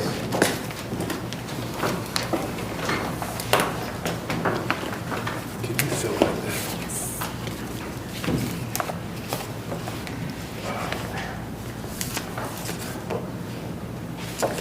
Here's Dorothy situation. They're wanting court clinic wants to this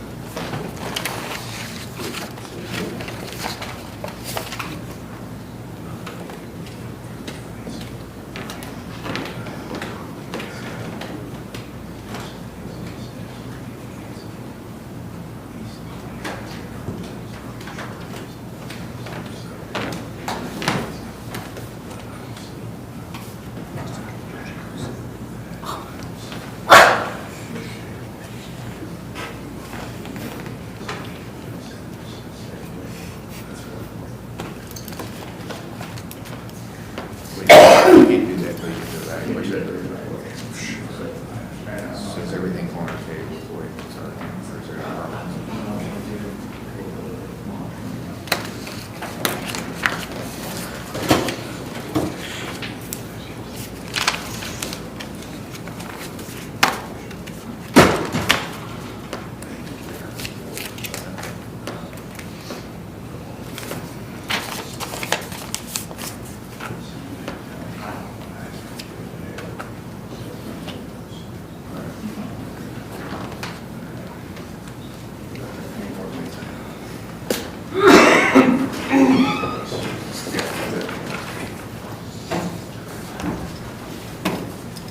Mr. Hill? Your Honor, if it please the court, we have done some in-depth looking at this situation. And one thing that we learned about is that Mr. Stapleton continued to contact the young lady that was the alleged victim of this after he was told by the court not to, and after there was an order for him to stay away, which is very serious and can cause a person to go to jail very easily. Had I known this before yesterday, I might have gone ahead and had charges filed and asked for him to be arrested. We want primarily for him to leave the young lady alone, no more messages of any kind, no attempt in any way to contact her or anybody else involved in this. We also understand that there is an evaluation pending, and so I guess we'll just have to wait and see how that goes. But other than that, we just need for there to be no problems. And Your Honor, there was an issue with the evaluation due to the nature of the charges that are currently filed. I thought the state might have a motion to that effect.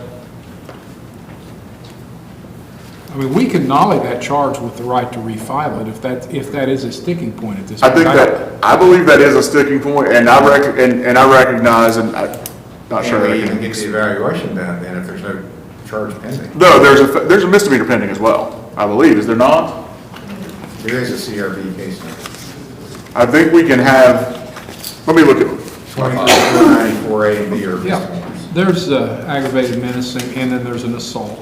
Right. As well as the abduction. Those would allow they could do the assessment on those.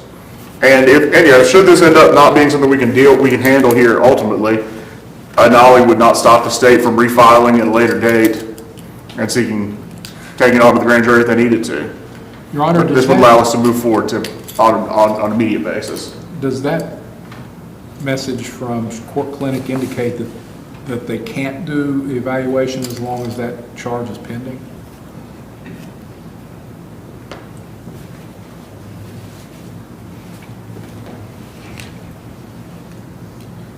It doesn't say that.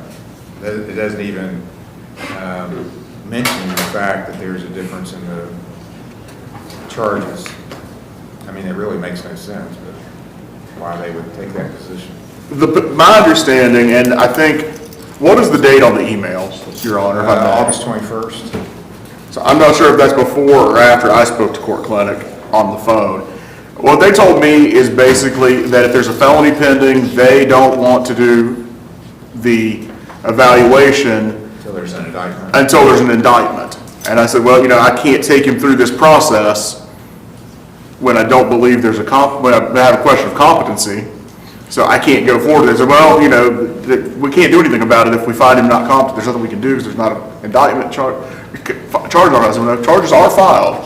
They're filed at the lower court level. He is on a bond. He is subject to the court's control. And that's where I ran into the issue. If Mr. Hill wants to contact court clinic and look into this further, I'll be back here Tuesday. We'll do that.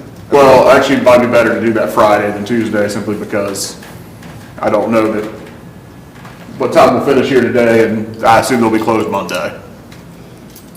But We'll put it on the 8th, and Mr. Stapleton doesn't have to be here then for that. There's no reason for him to be here for that hearing. It's just going to be a matter of determining whether the felony is going to be acknowledged or not. Correct. But I will admonish you, Mr. Stapleton, you were ordered not to contact or go around the other party. So there's been an allegation you sent some messages, so you can't do that. You can't send messages to her. You understand that? Yes. Okay. So I'll put it on the docket for September the 8th. Mr. Stapleton's welcome to be here. He's not required to be here. Then we'll schedule a new hearing date after that. Okay. Thank you. Thank you. Got just a second, Your Honor. Sure.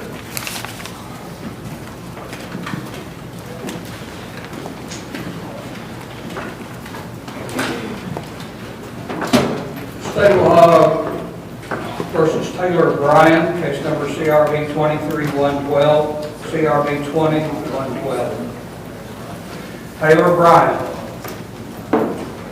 Your Honor, on that last case, can we get a copy of that email? So I'll know who to contact. It's in the file. You get that, Jasmine?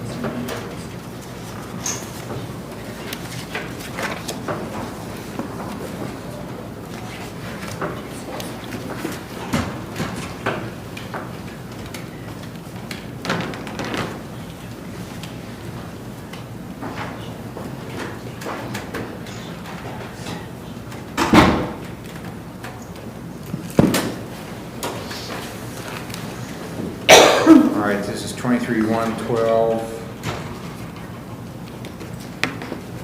and 21-112. Looks like you missed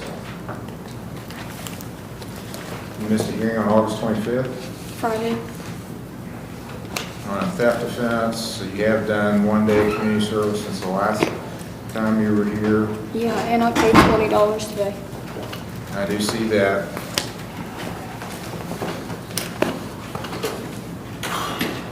Okay, your next hearing is going to be October 2nd on both cases at 9 o'clock. Thank you. You're welcome.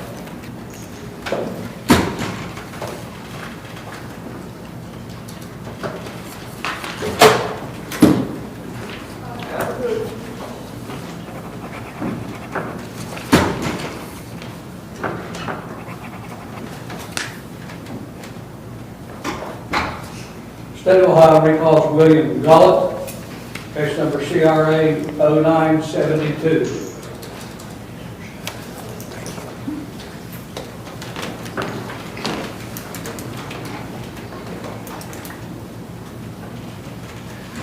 Your Honor, he never showed up. Okay.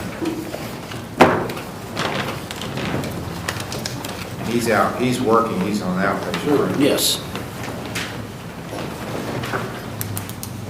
He just started taking college classes too. Okay. He's got 7 days to get in before warrant issues. Okay, thank you, Your Honor. You're welcome.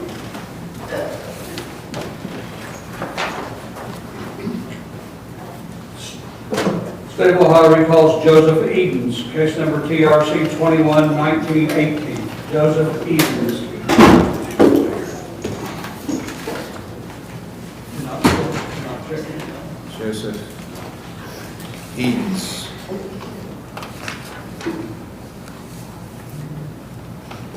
Be a warrant issued in 7 days for failure to appear.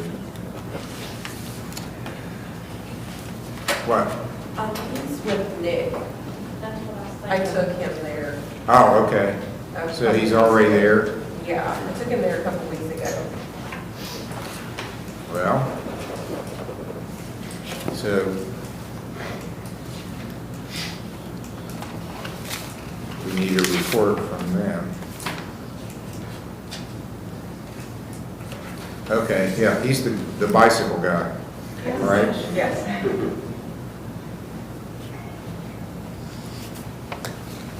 Let's continue Edens to September 8th.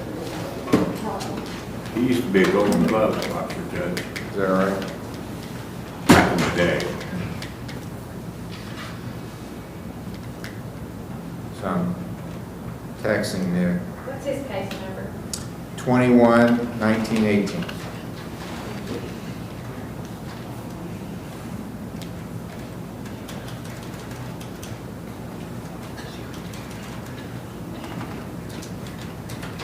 Put it on the docket for September 8th for review.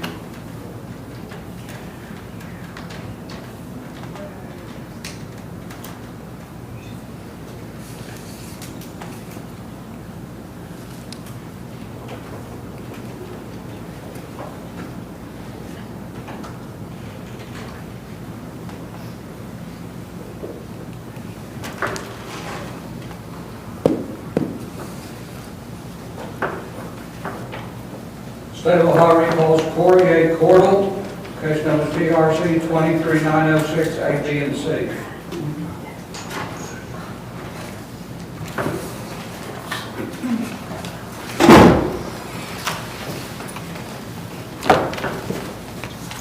All right, and the assessment is he needs inpatient?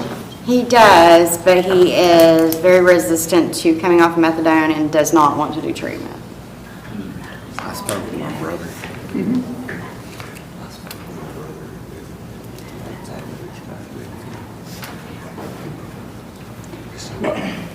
Judge, we've entered the guilty plea. I don't know at this point if he doesn't want to do treatment, what the other option is. I guess Jail.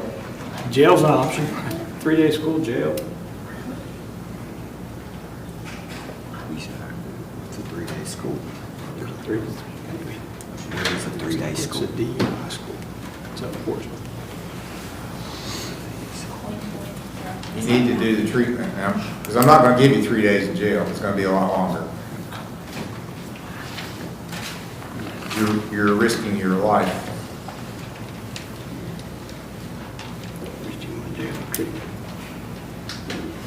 Like, what's the treatment options?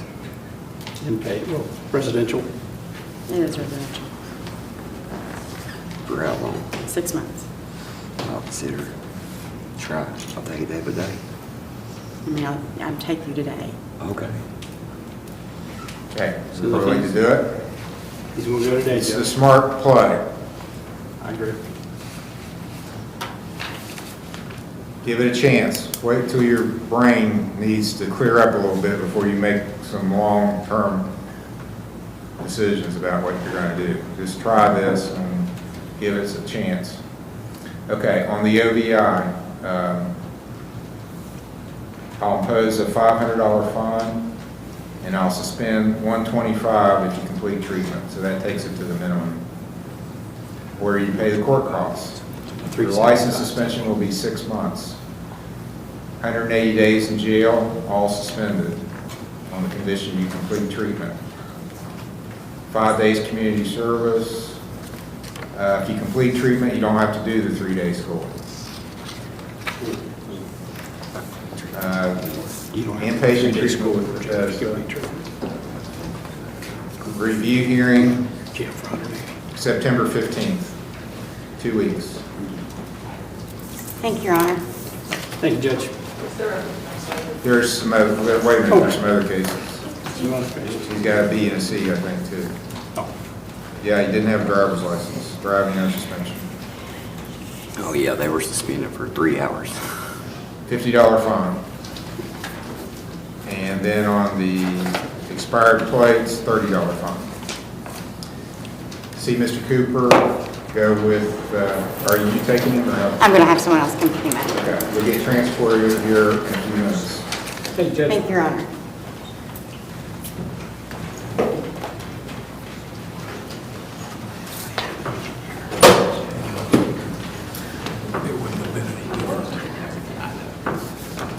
Next time he comes back, he'll be a new man. State of Ohio versus Patrick Jones, case number TRC 19378, A, B, and C.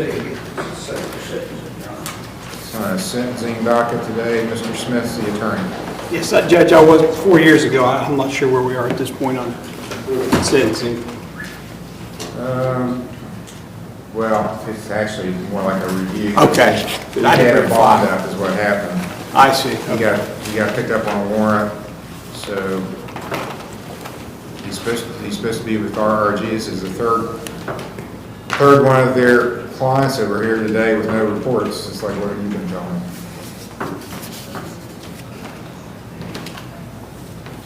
Are you still going to RRG? Yes, sir. I just actually completed today. I haven't got my certificate, but the next time I show up, I'll have it. We had an 8 months course to do, and I completed it.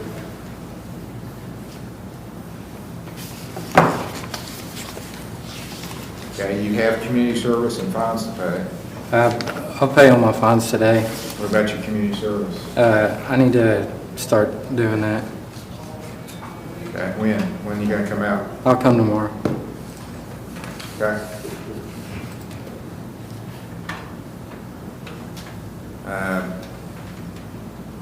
Next hearing is October 2nd for sentencing.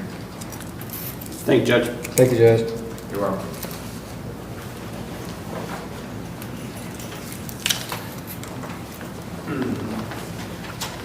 State of Ohio versus Cameron B. Harless, case number TRC 2348, A, B, and C.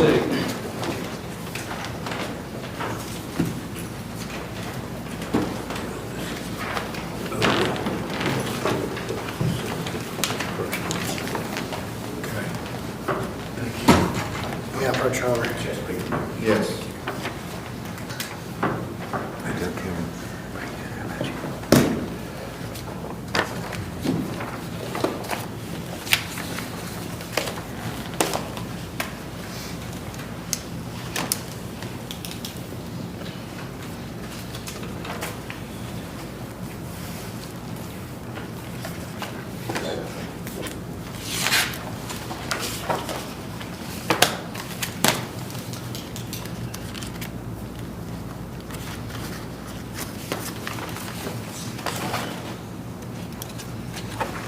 Okay, there's some good stuff in here and still stuff being worked on, so I'd say we need to continue monitoring. Does that agree? Yes, Your Honor.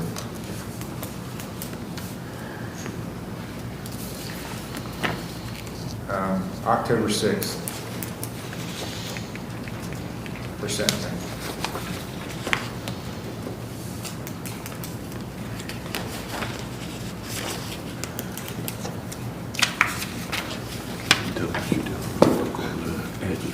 State of Ohio versus Jennifer Collins, case number TRC 194073, CRB 24. Mr. Stratton's case? Yeah, Your Honor, she's just paying on fines and costs. Paid on it. How much she paid? She paid. What about the community service too? Wasn't there- It's done. It's done. It's done. It's done? We sort of go through that every time we're Okay. up here. It's been verified that she's got it done. So that's completed. All she had was a balance of $297. I think she paid $50 more, so it should be a balance of about $247. She's paying something today? She just paid on Tuesday, Your Honor. Okay, August 30th, she did pay 50. October 6th. For sentencing.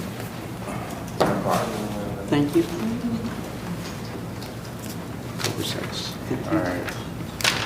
State of Ohio versus Ryan D. Johnson, case number TRC 23-317, A and B. Good morning, Your Honor. Your Honor, I just sent you Afternoon now. Yeah, well, I know, it's just I got here at 10, yeah, afternoon, my bad. I just sent you a letter on this morning, Your Honor, from RRG. RRG. You want to say RSS? Yeah. RRS. Yeah, right. You emailed it, or how did you send it? Oh, I texted it to you.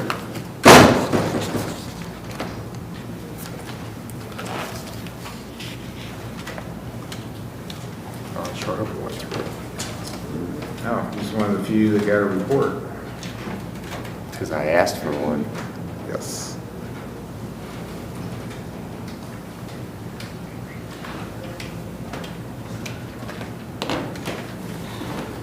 Is that one you sent me, Sean? I did. Sorry. Mr. Hill, I did send it to you. That's okay. You got the last one. Okay, it says he's completed and discharged.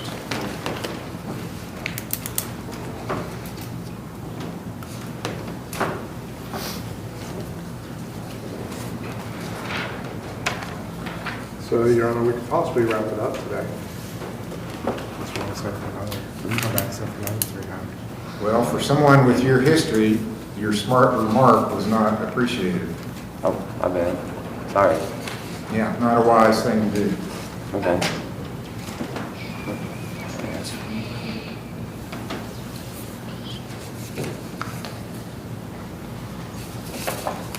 What's the state's position? Your Honor, I'm looking at when he would have actually started the treatment. It looks like in May.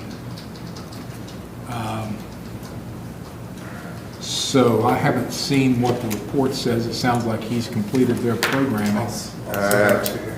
He's been there since June 5th. So I mean, on the one hand, it's a good thing that he's done what they asked of him. The other side of that is that this is a third offense with a refusal and an additional in 20 years. So this is it starts out as an enhanced, very much enhanced potential penalties. Frankly, when I looked at this, I didn't anticipate that they were going to say he was done already with treatment, and so I wasn't prepared. I hadn't formulated what I would want to recommend on behalf of the state in this matter. It is a serious matter.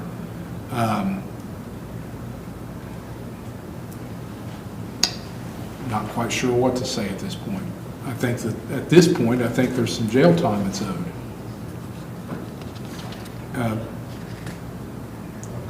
It's admirable that he's done the program, so I don't know if there's somebody here from the, that can speak to the, The 6th is. He's also, Your Honor, scheduled to get the Vivitrol shot on Tuesday. Wednesday. Yeah, so. at your RRS? No, I'm going. I sent you the letter. Oh, RRG. Okay. There's too many RRs. That's through his primary doctor, but not through the... It's going through Highline.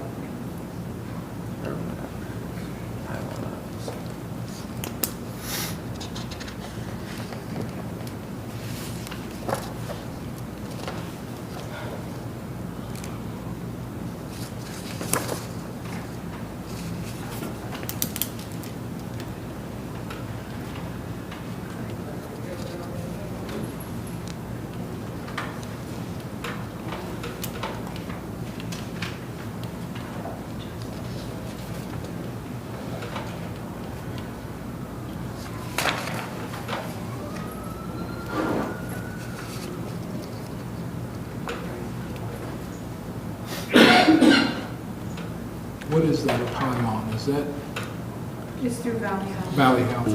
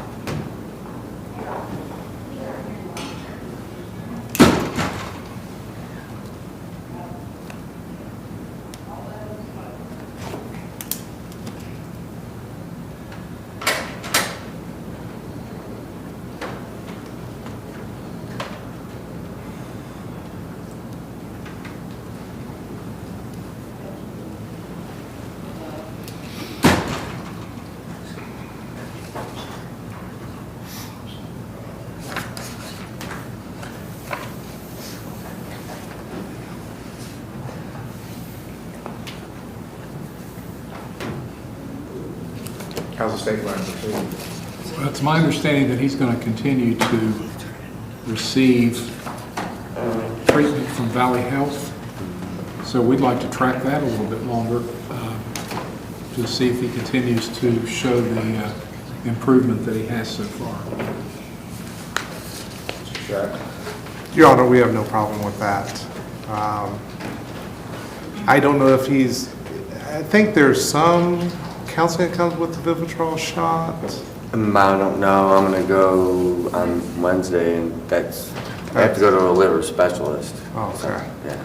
Yeah, so he'll bring a letter for sure. I will. Okay, Okay. yes. All right, so another month, Yes, October 2nd. yes, definitely. Sentencing, October 2nd, 10 o'clock. Thank you. You're welcome. We'll do that then. Okay. Yeah. State of Ohio versus Daniel Craig Collier, case number TRC 23448, A, B, and C. Do not check in with Mr. Steiner's case. Your Honor, Mr. Collier, He was on there, let me see. would be presented by video Yeah. if he's here. Well, he was on there. Let's see. Doesn't look like he is now. Okay, He well, was on earlier. what we were doing today was checking on the status of his treatment. I have received a fax. I don't know if the court got one too or not. I got a fax from Rocking Horse, which is his treatment provider in wherever he is. Springfield. And although I'm warned quite vehemently not to redistribute this, I think the purpose that I got it for was for the court, so we're going to go ahead and provide that to the court. If he's not on there now, I would ask that we reschedule this, but at this point, the court will actually have a report. And my apologies that he's not on there at this point. At one point, it looked like he was laying down. Did you see that? So I turned off his camera, and then he decided he was going to disappear.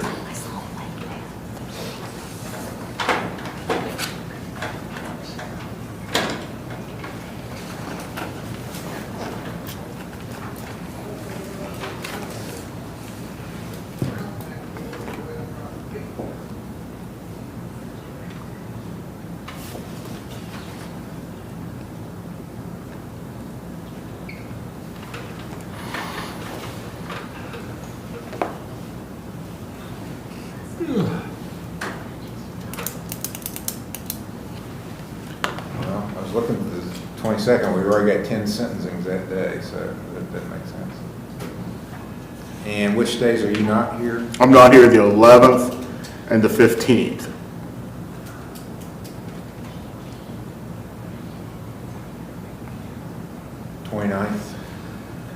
I'm here that day, Your Honor. Continue to September 29th. Tell him not to give up hope when he gets on there. He's got to stay on. It's a long haul. Yes. You gotta take court appearances like sobriety, one day at a time. Yeah. 1 hour at a time. One case at a time. State of Ohio versus Mary Hampton, case number CRB 23321, CRA 23320. Mr. Schreier requested that we put Your Honor, on the ma'am. motion today. Yeah, Rich. Yes.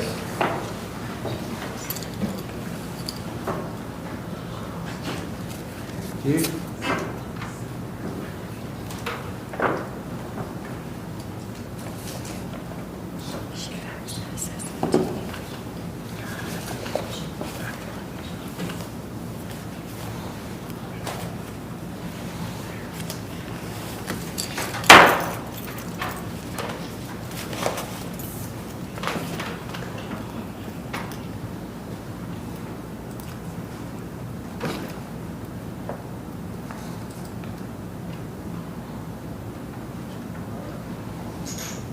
And it looks like earlier in the week she was positive for methamphetamine. Your Honor, at this time, on Monday when we were here, I tested her after she had been seen in court and she tested positive. I requested that she go into inpatient and she has refused to do so.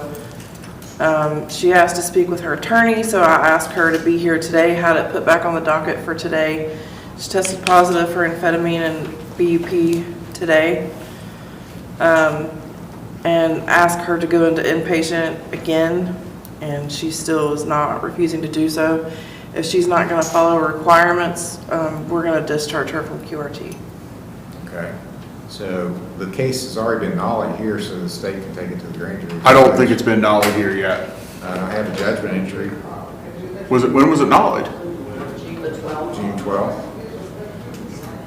Well, that can't be right. We've come to court multiple times since then. There's another case, the theft violation. Yeah, there is a misdemeanor. Oh, okay, I gotcha. I see what you're saying. Yeah, that makes sense now. So are those out? They're the same incident, Your Honor. So if the state intends to take this to the grand jury, that would need to be a nollie on the theft. It's a Walmart theft. Or nollie it also? Yes, Your Honor. Okay, 23-321 is also nollied, so both of these will go to the grand jury now. Thank you, Your Honor. Thank you. You're welcome. But just procedurally wise, would that just be nollied outright since the other one was already nollied? It's not like we're nolling that to the grand jury. There's really no distinction. Academic, there's really, yeah, it doesn't matter if it's nollied. To your records, maybe. There it it is. is for the Supreme Court. Oh, okay. They're taking it to the grand jury, so. But out of this court, it would just be dismissed outright. Well, it's not dismissed, it's nollie. There is a difference between a dismissal and a nollie. Because a nollie can be refiled. Well, for Supreme Court, I mean, that there is, Yeah. I'll just do it nollie to the grand jury. Nollie to the grand jury, that's where it's gonna go. And I apologize, Your Honor, because I was working on something else when there was an explanation of why she didn't want to go to treatment. I don't think there was an explanation. Nobody's let me talk, actually. Well, in court, it's better if you don't, because what you say can be used against you. And one of the charges you're facing is a drug charge, so if you get in here and start taking statements that involve drugs, it could potentially be used against you. But if you want to speak, you're an adult, you can make that decision, but as your lawyer, part of my job is to tell you that's a bad idea. At this point, the case is going on with the grand jury, nothing you say here is going to help you. Okay. So it's better just to... I am inquiring, and I understand Mr. Steyer, and I think his advice is sound. But before we send this to the grand jury, this just doesn't seem like something that needs to. And maybe I'm wrong. Maybe she has a defense. I don't want to know. Maybe Mr. Steyer can talk with her. But what we want to do is do treatment. Basically, she doesn't feel she has the time due to other commitments to undertake inpatient treatment. But where this has already been nollied, normally what I would say is, can we keep the case here, follow her through treatment, and perhaps the judge would approve her not doing inpatient treatment. My understanding is she hasn't actually been assessed by anybody as needing inpatient treatment yet. I don't think there's been an assessment done that actually says, yes, you need to go inpatient. She had an assessment done by OVP that did not indicate inpatient treatment, but it's my understanding, but I don't have that here today. There's facts in it right now, actually. Well, okay. But anyway. But I don't have it in my hand at the moment. Right. But if she hasn't actually been, if she hasn't been assessed as needing inpatient treatment, I think it's kind of dodgy to make her participation in the program dependent on something that hasn't been recommended by a licensed assessor, but. When she was here Monday, Your Honor, she was sent to OVP, but I don't think that she was actually assessed for AOD. I was. That's what they're faxing over. I was assessed for that, but they also assessed me as being bipolar, which I had never been diagnosed for before, and started me on a bipolar medicine. Well, the problem here is that this case the felony was dismissed to QRT a long time ago, and she was complied with what they wanted, with the understanding it would go to the grand jury if she was non-compliant. They're saying she's non-compliant. The case is already gone from here. Well, I think still here was the misdemeanor. If the state wished to keep the matter here, I would not object to them refiling the felony here, which I think they can do, and then they can again later acknowledge the grand jury if they wish to.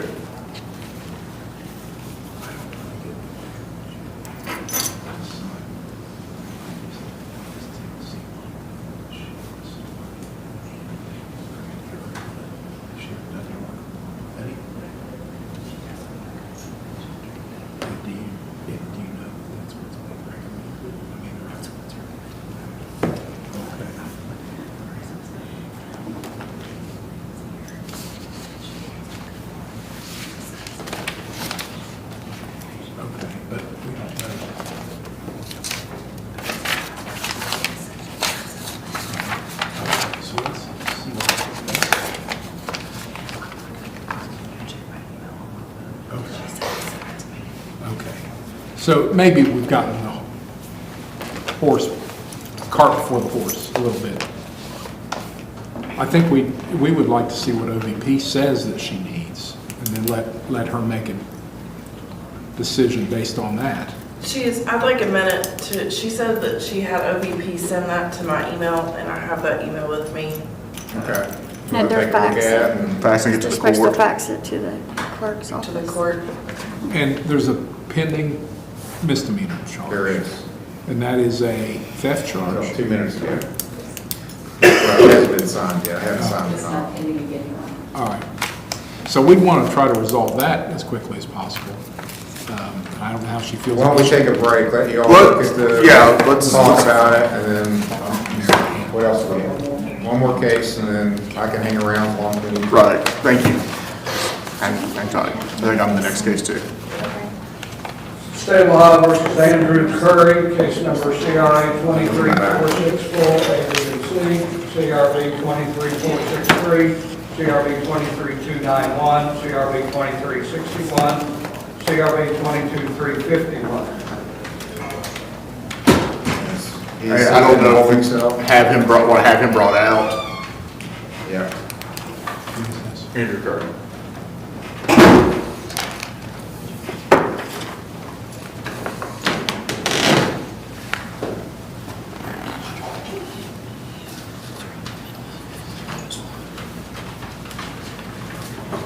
All right, so this wasn't. Never mind. I know this name, but I don't know where we stand on everything. There is something happened last night, right? Yes, sir. There's some old cases pending, that are on review. There are 2 new cases. One's possession. One is a open dumping. Open dumping. Oh, that guy. Yeah. This guy with the dog at the That put the order on is taking a vacation at the animal shelter while he's in treatment.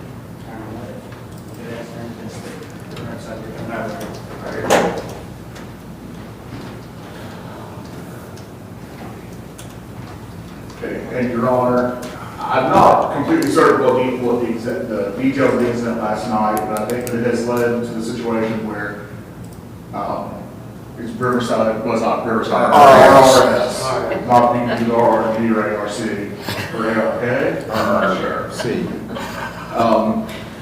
RRC, RRS, RRG. RRS is no longer interested in providing treatment to Mr. Curry.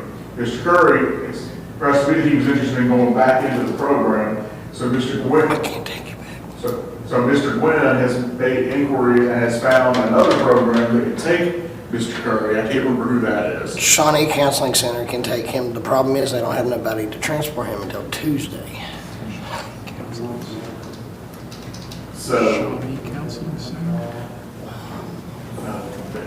The Counseling Center or Shawnee? Shawnee Counseling. Shawnee Counseling. I'm going to go through all Well, that's going to get confusing. There's already a Shawnee Counseling. Is it the same? I can't make them take you. If they don't want to take you, I can't say, oh, you have to take it. That's, I don't know what happened, but they don't want you anymore. It's basically, and I was there last night. I saw him. We prayed with him, with Pastor Mike and his fiance. Well, I mean, the issue is not, I don't think the issue is that they can't take you until Tuesday. The issue is they don't want to come get you until Tuesday. So if the court were inclined to allow him out, he would, which, are you still game on run? Okay, that's right, okay. If the court were to allow him out, he could self-report, I would assume prior to Tuesday, couldn't he? Because my understanding is the whole of his transportation, not availability of. I would like to know what the problem was, why he's being kicked out. I think it's important. Okay, so Your Honor, last night at the overdose awareness event, him and his fiance had been arguing. A counselor from Path Behavioral Health approached his fiance and started talking to him, and Mr. Curry decided to threaten the staff member from Path. And Mr. Curry denies that characterization of the events, but at this time, I'm going to suggest that But no charges were filed. no charges have been filed, I'm not sure any kind of report was made. So at this point, I think the best thing is just if the party believes with RRS, they don't wish to provide services, and there's somebody else that will. I think that we can just bypass the whole issue, keep them running service, keep them getting services, keep them going, keep them making progress. That's what I want, people afford life. So the question is whether the matter This is very disappointing. here is one of bed availability or one of transport availability. And I'm on place, I can report to you, and all that day on Tuesday. I give you a chance to get a little bit of my house like too, because it's one of the court orders. I looked up right there. And that is an issue that is before the court, is that there's this open dumping that the state wants cleaned up. My house can In that time frame, you can work on that. I'm telling you, when I give you that chance, I want the program, I need the help. I want the help, I'll go to the program. No, Okay? my only choice is put you in jail Wow, man. until you can be transported. Nobody else has got a bed that could take Andrew today. I don't see anybody jumping up and saying, we want Andrew. We want him. No. We're going once, twice. Taylor? What's going on? He's not going back to RRS, so he needs a place to land. Sure, why not? Okay. So where are you released to Bethesda today? If you don't mind, I'll call him on the weekend, I swear I will. You need to get control of your temper. You don't need to say anything. Follow what your lawyer says. Just listen. Listen. Just let, good time to just be quiet. Get control of your temper. Think before you talk.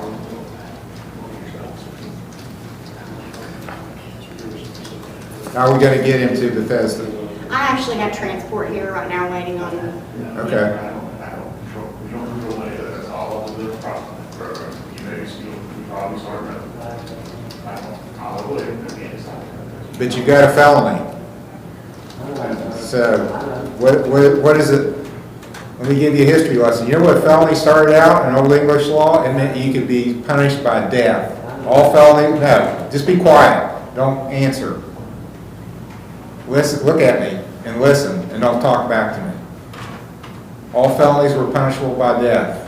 That's been changed. Now you know what it means? You can go to prison. If you get a felony, you get convicted, you can go to the state prison, not the county jail, prison. That's what you've got facing you. So if you mess up, you could go to prison. If you do this right, you're not only, well, I don't know that they're going to dismiss it, but you won't go to prison, that's for sure. That's really important.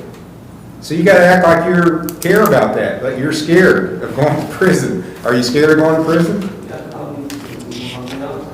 Okay. I saw you there last night. I remember. We held hands and prayed, and then after that you get in an argument with her. Well, that's the allegation. Anyway, they are not coming in here very often saying we don't want somebody back in our... Your Honor, you know I do not like to discharge clients. So, not good. So, mind your P's and Q's. What did I tell you? Your temper. Keep your temper under control. Before you say anything, think about it. Because I don't think you do. And just think about what you're on the edge of going to prison. Adjust your behavior accordingly. You've done good as far as your treatment and being in recovery, but this is His not temper a good seems to thing. get the best of him. But you can recover from this. But you gotta do what they say when they tell you to do it, and don't backtalk, don't threaten people, don't get mad about stuff, or if you do, keep it to yourself. Your Honor, we're already set for the 25th of September. I think we need to come back soon. Sooner than that. Yeah. Again, not available the 11th or the 20th, I'm sorry, the 11th or the 15th. 15th, okay, I was sitting here. 18th. 18th is available. September the 18th. I'll see you then. I'm assuming that is going to be in place of the 25th. Yes. Okay. Changing from the 25th to the 18th, moving it up.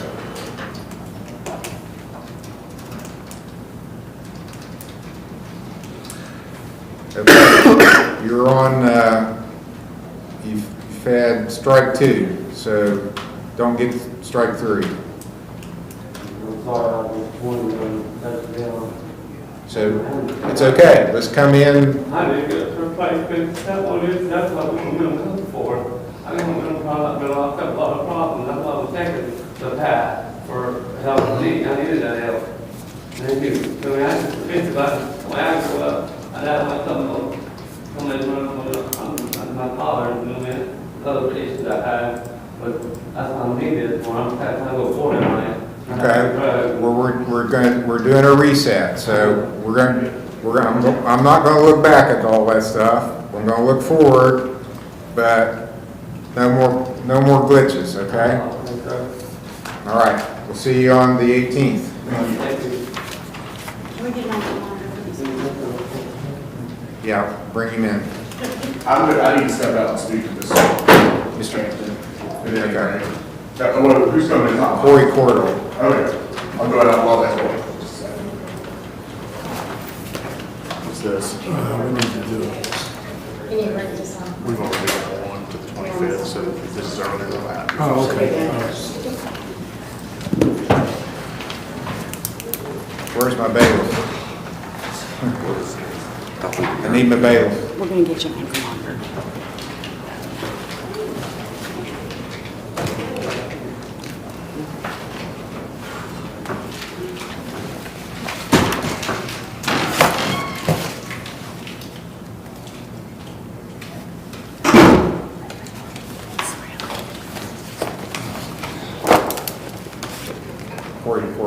well. You know, I don't know if it's already been taken out.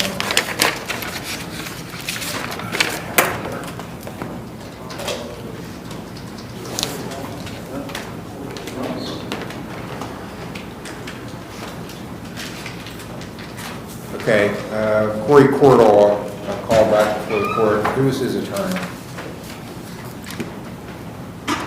Mr. Smith? Roger still here? Roger still here? I don't believe so. No. I need to find out what happened to that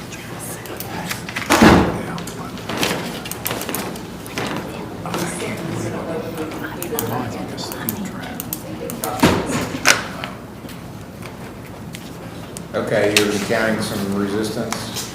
I'm a little concerned. I'm ordering him into custody. You're commanded into the hands of the sheriff. Yes, we'll address it on Tuesday. Have a nice weekend.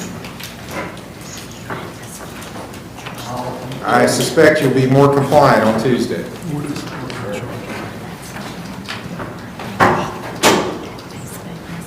And you need to get behind him, ma'am, and support him. I'm fully supportive of recovery, yes, I am. Okay, very good. However it sounds.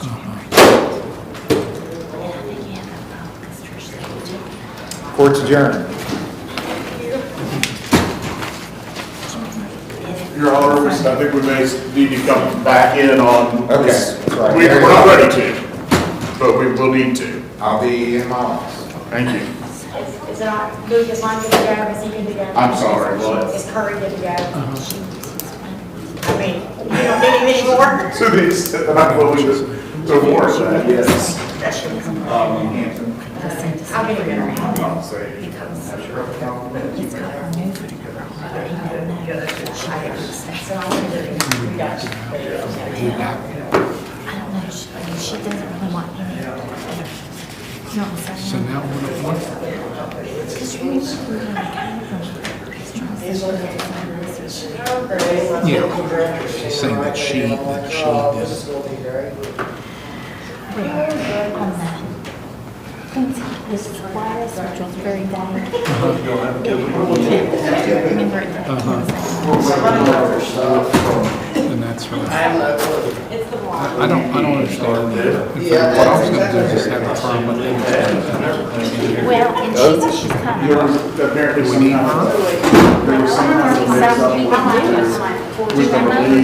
Yeah, but here's the thing. It's coming. I'm texting her on my way. Okay, she can be a rebuttal. We're still here. They're supposedly That's fine. We're waiting. And that's I really wasn't involved in not, that. anyway, because it's So, like, a rebuttal thing. yeah, it's actually just victim notes to me. Yeah, that's fine. Okay. But you're saying that I have the file. Yeah. Do you want me? I didn't know what to do with this, is what I'm saying. Well, you can give it to me. Just as long as he don't get, and Strand don't look at it either, because it's got her work. Are we having a jury trial on that? Oh, it's right in it. No, it's not Strand, it's Thompson. Let me go find out somebody jealous. I need to find out what happened to this one. And here's another one. I don't know what happened on this one either. Oh, that's, yeah. He I think he pled guilty, pled. tested positive. Okay, he pled guilty, so we don't have to worry. I think that's the one they just took back there. Lordy. All right, now, I want to tell you a couple of things. On Miss Devon Stapleton. Oh, yeah. I think the most efficient thing to do is to nolly the abduction charge so that we don't have a problem with Court Clinic. But I don't want Sarah Reed to think we're just dismissing it. Well,